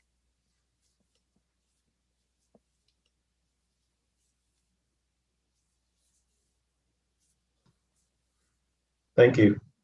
Thank you.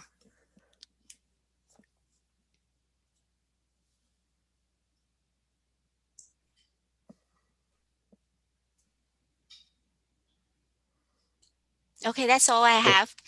Thank you. Thank you, Hong. In the interest of time, I am going to make a call that we're going to go ahead and after David presents, we will skip the 5-minute break and just move on to bucket 3.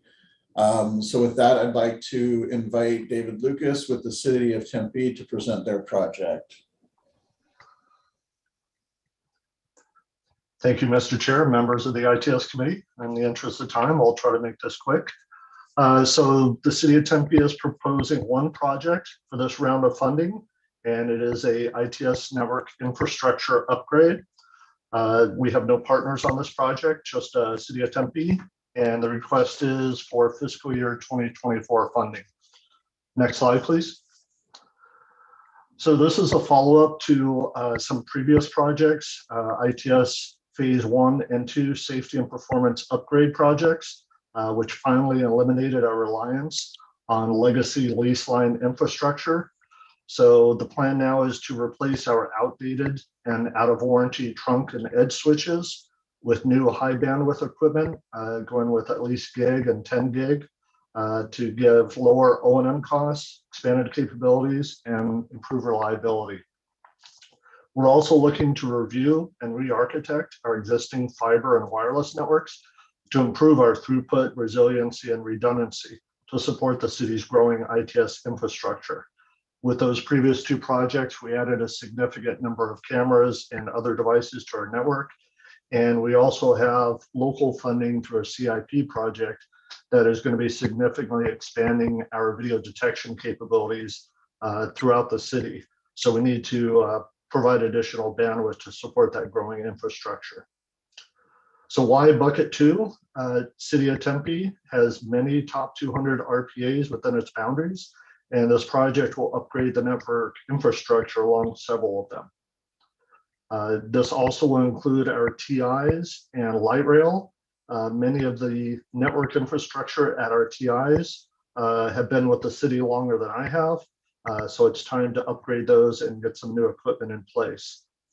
Total proposed budget is $800,000, of which just under $745,000 is federal. Next slide, please. So this is a map showing the various locations along multiple regional priority arterials, many of which are high ranking. Just a sampling of those is 48th Street, Apache, Mill, and Rio Salado. Next slide.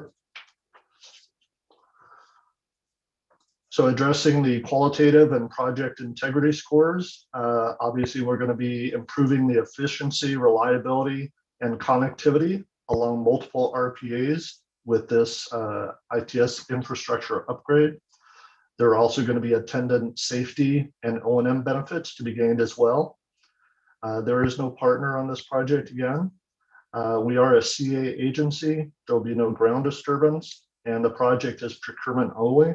So FY 2024 is well within reach. And as others mentioned, is the proposed budget reasonable? Our numbers are based on recent price quotes and bids, and even with increased costs, we're confident that we will be able to come in under budget. With that, I'm happy to answer any questions.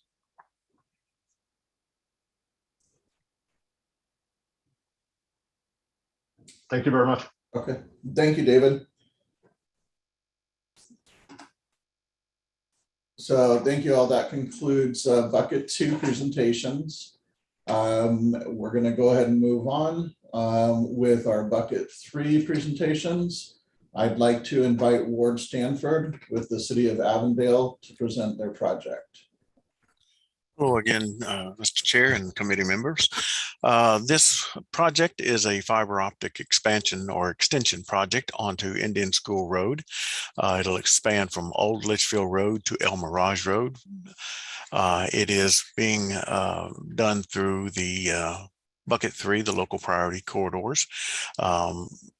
Indian School out this far west is not listed on any of the regional priority arterials, so it did need to fall into the local, and it definitely has local value and benefit for us. Next slide, please. Actually remembering the slides this time. Our description, we are again using the local priority corridors. Indian School is one of our highest volume east-west corridors. We have been able to put fiber on McDowell. We are lacking still on Indian School and on Van Buren. Van Buren is a longer corridor with signals, but they have a good bit more span between those signals, so the cost would be significantly more for not as many signals picked up. Indian School has had a retiming project with us and Goodyear as a joint project. And currently that coordination is being handled just by GPS clocks. We have no cameras or any other technology out there since we don't have comm. We believe by bringing the comm on there, it'll improve all of those characteristics as well as our connection with Goodyear and the traffic passing between our two cities. There are no partner agencies in this project. The scope, again, is to install new conduit vaults and fiber optic cabling between Old Litchfield Road and El Mirage Road, that length being just over 2 miles. There's 7 signalized intersections, 6 which are currently coordinated with GPS clocks. The one that's out is Dysart and Indian School, which we have recently been able to expand fiber to via an outside entity coming in. The rationale for the project, this corridor provides the best bang for the buck of the 2 remaining east-west corridors. CityCom expansion is typically done in our city by capital projects and or development. Most of this area along this corridor is already built out, so we're not going to get any development bringing anything in, and capital projects are not programmed out here for near-term upcoming years. It will greatly assist in keeping the Avondale section performing well and the interaction with Goodyear, keeping that section being the Indian School section that Avondale controls. Our project cost is just a little over 1.2 million with a federal share of 1.1 million. Next slide, please. Again, this shows the corridor and the 7 intersections that are involved. Next slide, please. The scope of it, again, is to establish communications on that corridor and greatly improve the following activities: corridor and signal monitoring, ASTPM data gathering, safety for all users, maintaining the coordinated flow established between Goodyear and Avondale, and signal timing and or operational changes more expediently and efficiently. It'll also allow for newer technologies to be deployed and utilized. And Dysart is the first corridor we have that we're going to be including arid technology on and utilizing ASTPM methods. We want to expand that onto McDowell in time as well as Indian School, since they both will have connectivity to Dysart Road.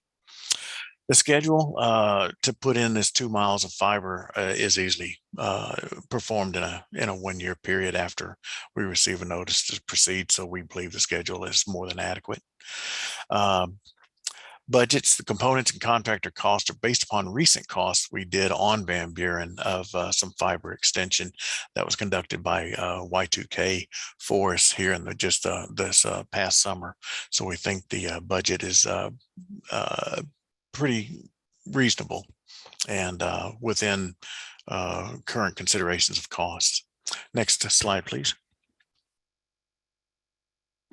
And again, here is the basic breakdown of the budget. Design cost being about $36,000, and then construction costs being about $850,000 in total, with the summation of all the various fees and MOB costs and other ancillary construction costs coming in at just over $1.2 million. Again, with the federal share being approximately 1.1 million and the city's share being about 133,000. Next slide, please. That's it. Any questions?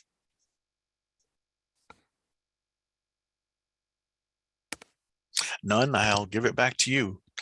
Thank you, committee. Thank you, Ward. Next up, we have John Willett with the City of Buckeye, and he will be presenting 3 projects.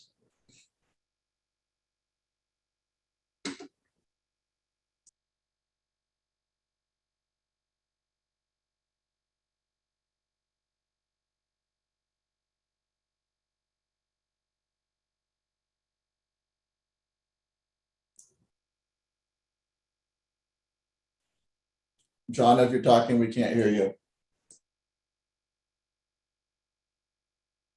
I had a great intro too. Sorry about that. So committee chairman, thank you for this. As Steve mentioned, I have 3 projects. They are very similar to the Miller one I talked about earlier. They are primarily ITS conduit fiber, and then allowing us to interconnect our signals. So I'll go to the first one. Next slide, please. It is Indian School Road in the north part of Verrado. If anybody's familiar with the Verrado area, there's only 2 ways in. One is I-10 and one is Indian School. We recently installed a traffic signal at the high school driveway last spring.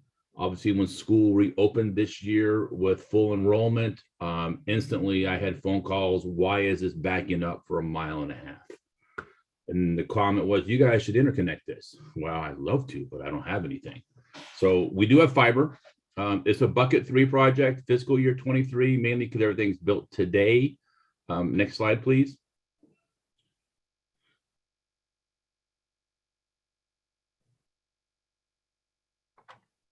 So the project description is conduit and scope only. I'm sorry, conduit and fiber only with an Ethernet switches at 6 signals. The rationale, again, it's an east-west corridor in Verrado area of Buckeye.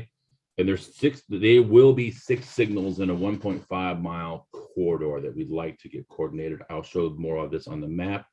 Next slide, please. All 3 of our projects are the same. So I'm going to just kind of summarize it here. We are not self-certified, so we will be using ADOT to administer the project. The city will be responsible for the design of the project, and we will bring our appropriate share of the construction costs. For this project, we've estimated a fee of about $33K.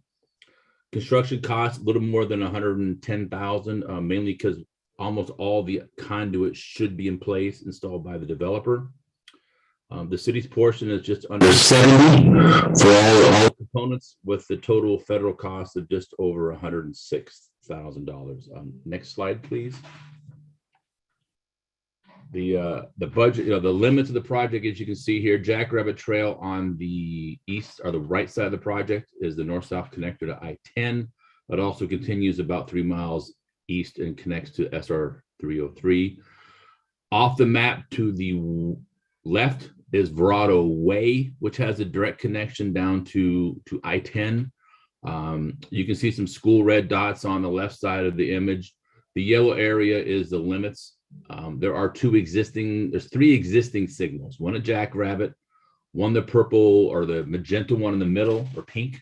That's being upgraded from a span wire to a permanent signal. And then just to the left of that is the school driveway.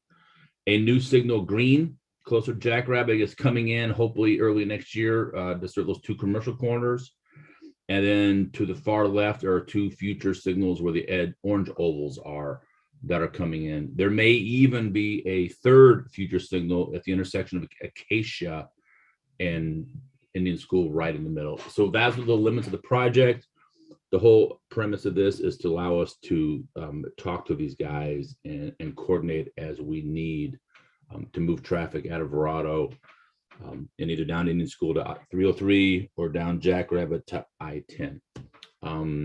I'll just go through all 3 of them, and then I'm going to answer questions for all 3 at the very end. So next slide, please. This project is in our downtown area. It's on Monroe or MC 85.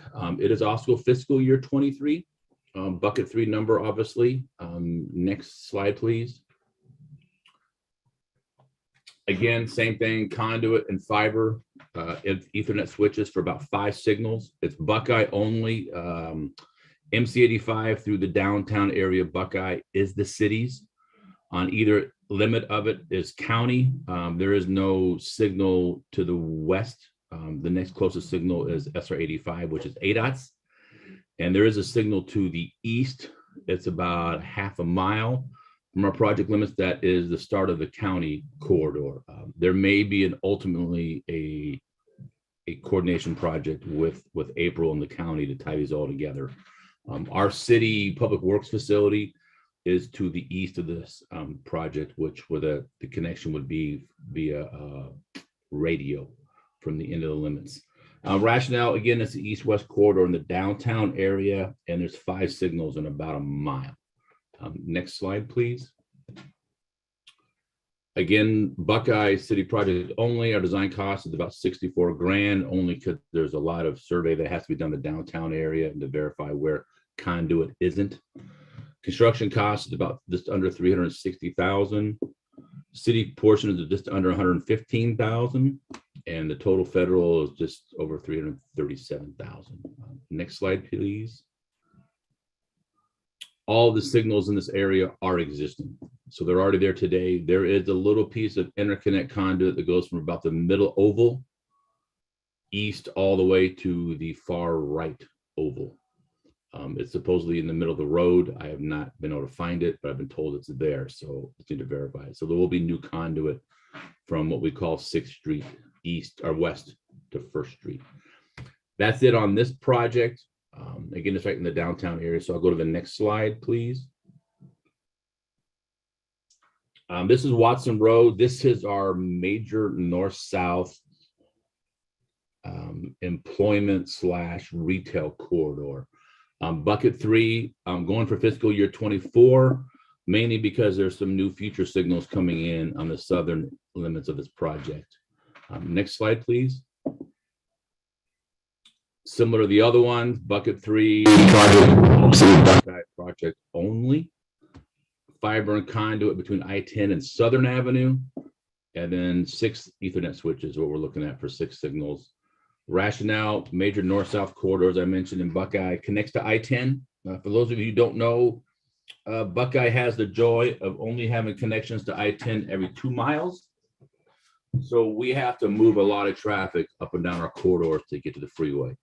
And with the amount of homes that are coming in, those numbers are increasing tremendously. 6 signals in 3.5 mile corridor. Next slide, please.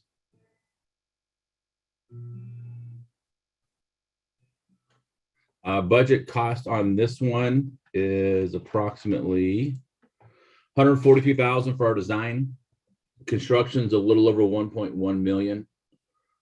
City cost is about 236,000 plus or minus, and then the federal is just over $1 million. Again, part of this construction cost on this one, just like Miller, could be reduced. By the time 24 comes around, we may have had several developments install several thousand feet of conduit, and so that may already be there. We have a couple of CIP projects that are going to put some signals in. That's on the next slide, please. So the top end is obviously the signal at I-10, which will be there by 2023 when ADAS project's finished. Then there's 2 existing circles at the top, ovals, the purple. Then there's a couple of lavender, purple, maroon, I don't know what color you want to call that, pink, that are signals that are being upgraded through CIP projects. And then down towards the bottom, at Broadway, we have a future signal coming in with the CIP. Think it should be there by 2024. We always run into the challenges with right-of-way utility. And then we have another CIP project, hopefully putting a signal in at Southern, either by 2023 or 2024. Down at the southern end there is where the Walmart distribution center is. It's underneath the green box. There's a lot of trucks that need to go up and down to I-10. Immediately east of them is another big, huge warehouse facility coming in that needs to move a lot of traffic to the north. What you can't see is along Apache, we have had, I think, 8 subdivisions come in and are starting construction with about 2,000 or 3,000 homes coming in. And as I mentioned before, their only way to get out of Buckeye is to take Watson to I-10. And so we're pushing more cars to Watson, and this would greatly help us move those cars up and down this corridor. With that, I will stop and answer any questions.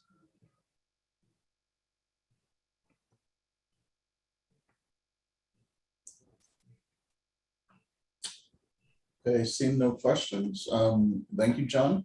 Okay. Thank you, committee. Enjoy scoring all these projects. I know we're going to have fun. Back to you, Steve. Thanks. I'd like to invite Dana Aldrez with the City of Chandler to present their project. Thank you again, committee. I'm going to try to keep this short as it's very similar to our previous bucket 1 project, if you can remember back then. This is for detection and communication systems, again, on more of a local level. Next slide, please. It will install video detection at 15 intersections and upgrade communication equipment at 13 of those same locations. Just like the other project, it'll give us the ability to detect bicycle traffic and safely accommodate bicyclists at signalized intersections. The communication equipment, again, will improve our reliability to both the TMC and RCN via the managed secured gigabit switches. The locations that you're going to see on the next slide, you can switch to the next slide. The locations are primarily along Price and Dobson corridor, and these were chosen to help detection and communication capabilities in the areas surrounding Intel, which is currently undergoing a $20 billion expansion. As you can probably imagine, we applied for this project to address the anticipated changes in travel patterns, not only for the permanent build out of the new Intel fabs, but also for the large increase expected for construction traffic. They're estimating approximately 6,000 construction workers on site each day. So that's a significant increase for us in this area. We just want to be prepared to address long-term and better respond to unplanned events in the area. As you can see from the side, the price goes all the way from Innovation to Dobson. It also includes Ellis, Dobson Road, and Alma School Road. And on this map, Intel would be south and west of Dobson, from about a half mile north of Ocotillo to about a half mile south of Dobson. So again, that's why we chose this area. Next slide, please. We believe that as cost-effective technology solution within one of the city's high priority and high growth areas that will allow us to more efficiently handle changing traffic patterns and respond to incidents, ultimately to improve safety and reliability. Again, we're a city agency, and this is a procurement-only project, so we can be bid ready for October 23. And then again, budget-wise, like most people, were based on recent quotes from other projects. Next slide. With that, I'll take any questions.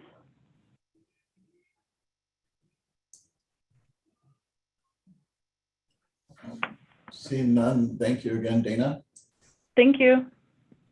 I'd like to invite Mike Sutton with Town of Gilbert to present their project.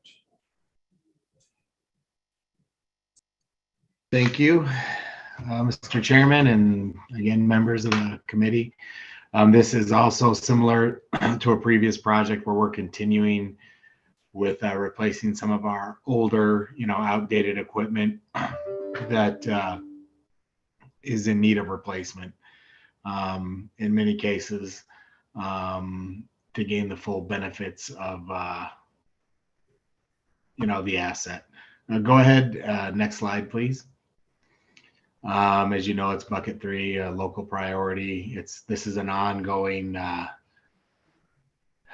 goal, for us to try to get to the point where we have replaced all of our older equipment that's at least 15 years old or so, and or is out of warranty and not working well, or no longer supported. The budget on this is total is $603,760 for federal, and then 36 local, but the total is 640. Next slide, please. And these are the locations where we are going to be doing that work at these 20 locations. Next slide, please. Again, it is part of the SMNO plan with real-time CCTV monitoring and upgrading the detection to support, you know, the standard that we're trying to set for ourselves here in the valley with,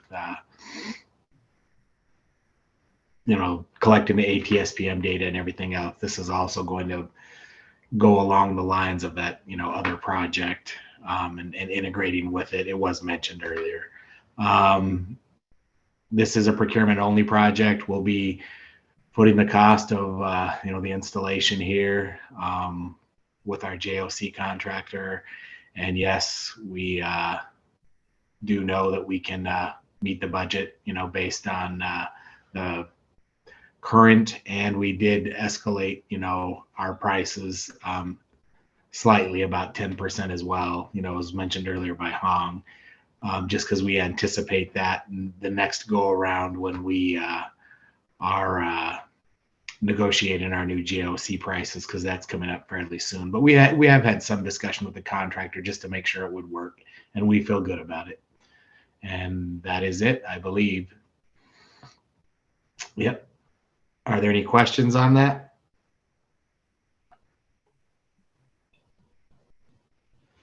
Thank you, Mr. Chairman, members of the committee. Thank you, Mike.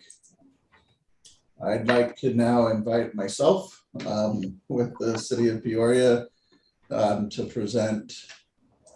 So this is also just under a local priority corridor. It's important to us, but it's not under a regional priority. So we're going with bucket 3. Next slide, please. The intent with this project is to procure, install, and integrate a distributed adaptive signal control system along Deer Valley. We would be utilizing existing communication fiber that's in place already. The main concern that we have, and we expect a tremendous increase in traffic along Deer Valley Road in the near future. McDOT has a project ongoing that's actually going to connect from Williams across the Agua Fria, Williams to the west of us, across the Agua Fria, and connect to Deer Valley. With that, it's going to open up a new roadway that would allow a large subdivision in the county, along with folks west of El Mirage, as well as a new connection point to get down into Peoria to access freeways. And we've been having a huge influx to the north of here, and just talking to residents that live out in that county pocket, we expect a large percentage of them will no longer utilize Happy Valley, but will come down to Deer Valley. So we were trying to get ahead of that connection and additional traffic coming in. The total cost would be $914,000 with a federal aid share of $692,000. Next slide, please. Here's just a quick map showing the signalized locations along Deer Valley that would be part of this adaptive system. And to the left there, you can see that blue. That's where the future bridge is going to connect. Next slide, please. Our scope, we're hoping to increase corridor efficiency and safety as this new traffic starts to come into that area, increase the traffic flow and reduce emissions and increase corridor reliability.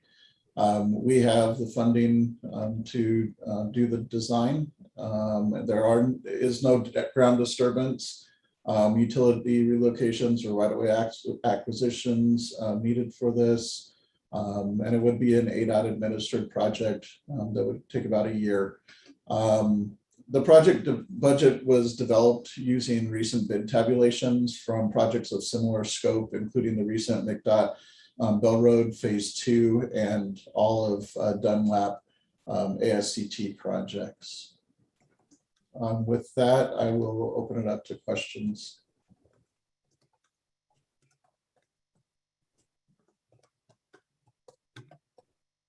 Okay, seeing none, I will go ahead and I'd like to invite Bruce Littleton with City of Phoenix to present their project. Thanks, Steve. Our last project is to do a much needed upgrade or an expansion of the downtown traffic management system in Phoenix. This will improve the particularly the inbound. We did an expansion on this past year that's in construction now, but it did not deal with the original infrastructure that was in, and this will put dynamic message signs at the key corridors coming into the downtown to provide messaging on how to get into the events that would go on downtown, as well as put a fiber, go on to the next slide, as well as connect fiber, a couple of miles of fiber along the lower end, so that the boards would be addressed by fiber along the lower end.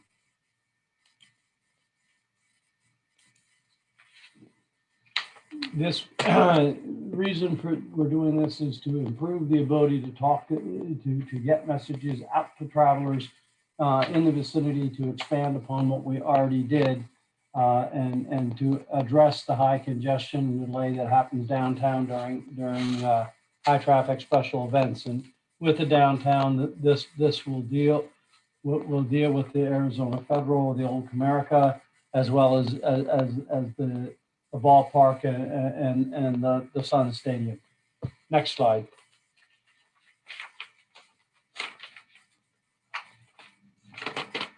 This is, just wanted to point it out that this is not dependent on any other project, and it has no partners, and essentially, as I've already mentioned, that it will have a project. You know, the project goal is to integrate and expand what we have, but more importantly, the old original software that drives the original downtown traffic management system is on an old proprietary system, and we're going to integrate it into TransSuite, so that it's on an integrated platform for us and the traffic management center in one platform and not in multiple. Next slide.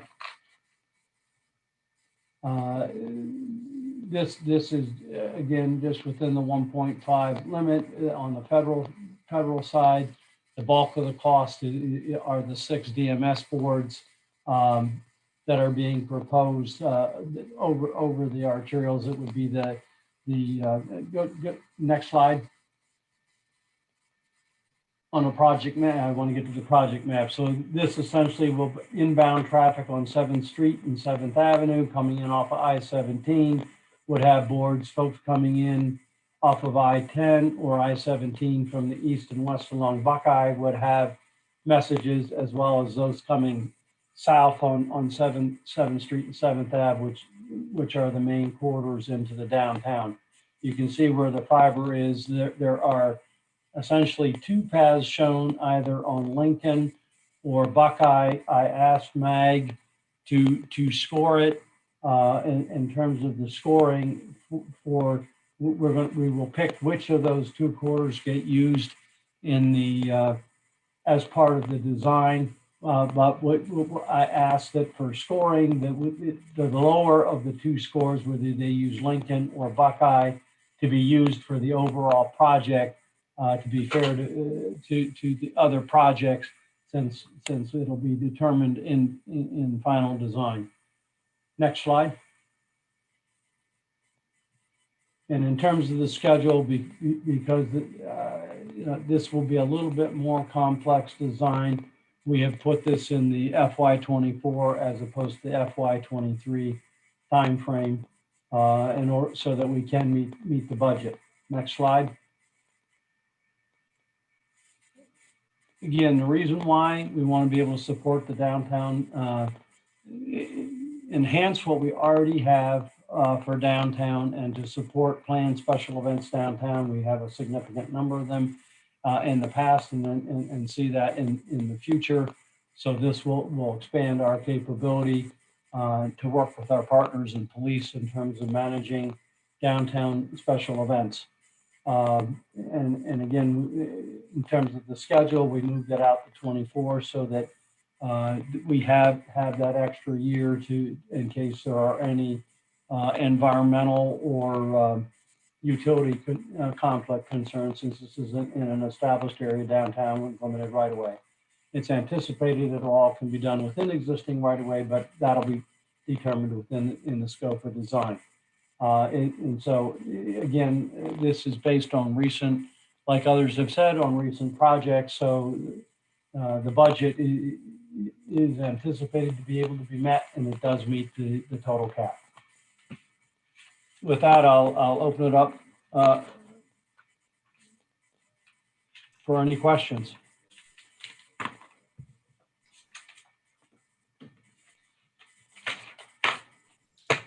Seeing none, thank you, Bruce. And last but not least, I'd like to invite Albert Garcia with the City of Surprise to present their project. Good morning. Thank you, Mr. Chair, committee. This is our application and presentation for our network switch and node cabinet procurement upgrades. Next slide, please. So the project description essentially is to replace the legacy network equipment that has been installed throughout the city. It'll provide new high density 1 gig edge switches, as well as node cabinets with 10 gig backbone switches that will allow us to, excuse me, have higher redundancy and to better facilitate outages and any type of equipment failure. It'll provide higher bandwidth that'll allow us to connect more devices. In addition, allow us to share CC camera feeds with our local police department to help with any of the emergency situations that may occur. As you can see, the total cost is estimated at $525,000 with a local share of just under $415,000. The costs have been determined based off of previous similar projects. Next slide, please. So here is the map of where the switch equipment would be deployed. As I said, this is a procurement only. All equipment will be installed by city staff. So you can see there will be 5 locations where the new node cabinets will be installed on existing foundations. And that will allow us to provide high redundancy and resilience to any type of outages. Next slide, please. So the project integrity score. So it definitely improves ITS efficiency and reliability, and it will allow us to increase our communication links, both via the connected to fiber, and allow us to expand our wireless corridors in a much more effective manner. The schedule should be no issues of meeting, no utility relocations or right-of-way. It's a procurement only, as I stated, so no ground disturbance. And the city has funding program for the design. And as I mentioned earlier, that the project budget was based off of very recent similar projects. And I believe that's my last slide, so I can open it up to any questions.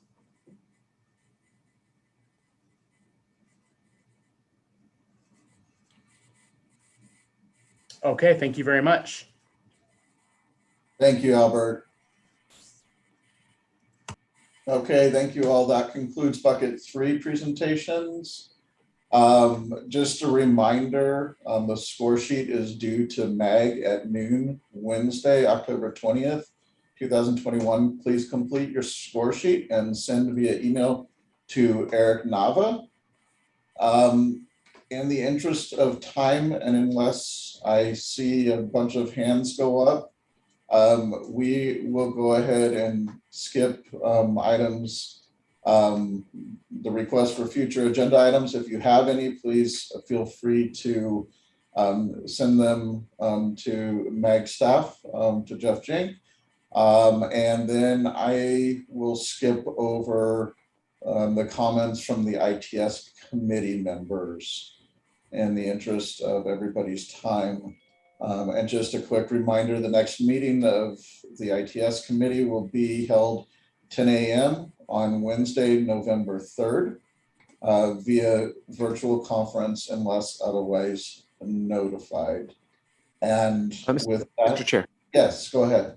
This is Eric. Sorry, just Okay. also on a quick reminder of the timesheet, or the what do you call it? The score sheet is also, make sure that, again, October 20th, the score sheet is for all 3 buckets. So, to provide scores for all 3 of the buckets available, as well as also in a reminder that the PowerPoints of all the presentations will be available online, as well as, because this is remote, there is a recording of this on YouTube, so you can revisit any presentations for any clarification for all those that are providing score sheets. That's all I wanted to remind. Thank you. Okay, thank you, Eric. And with that, I would like to go ahead and adjourn the meeting. Thank you all.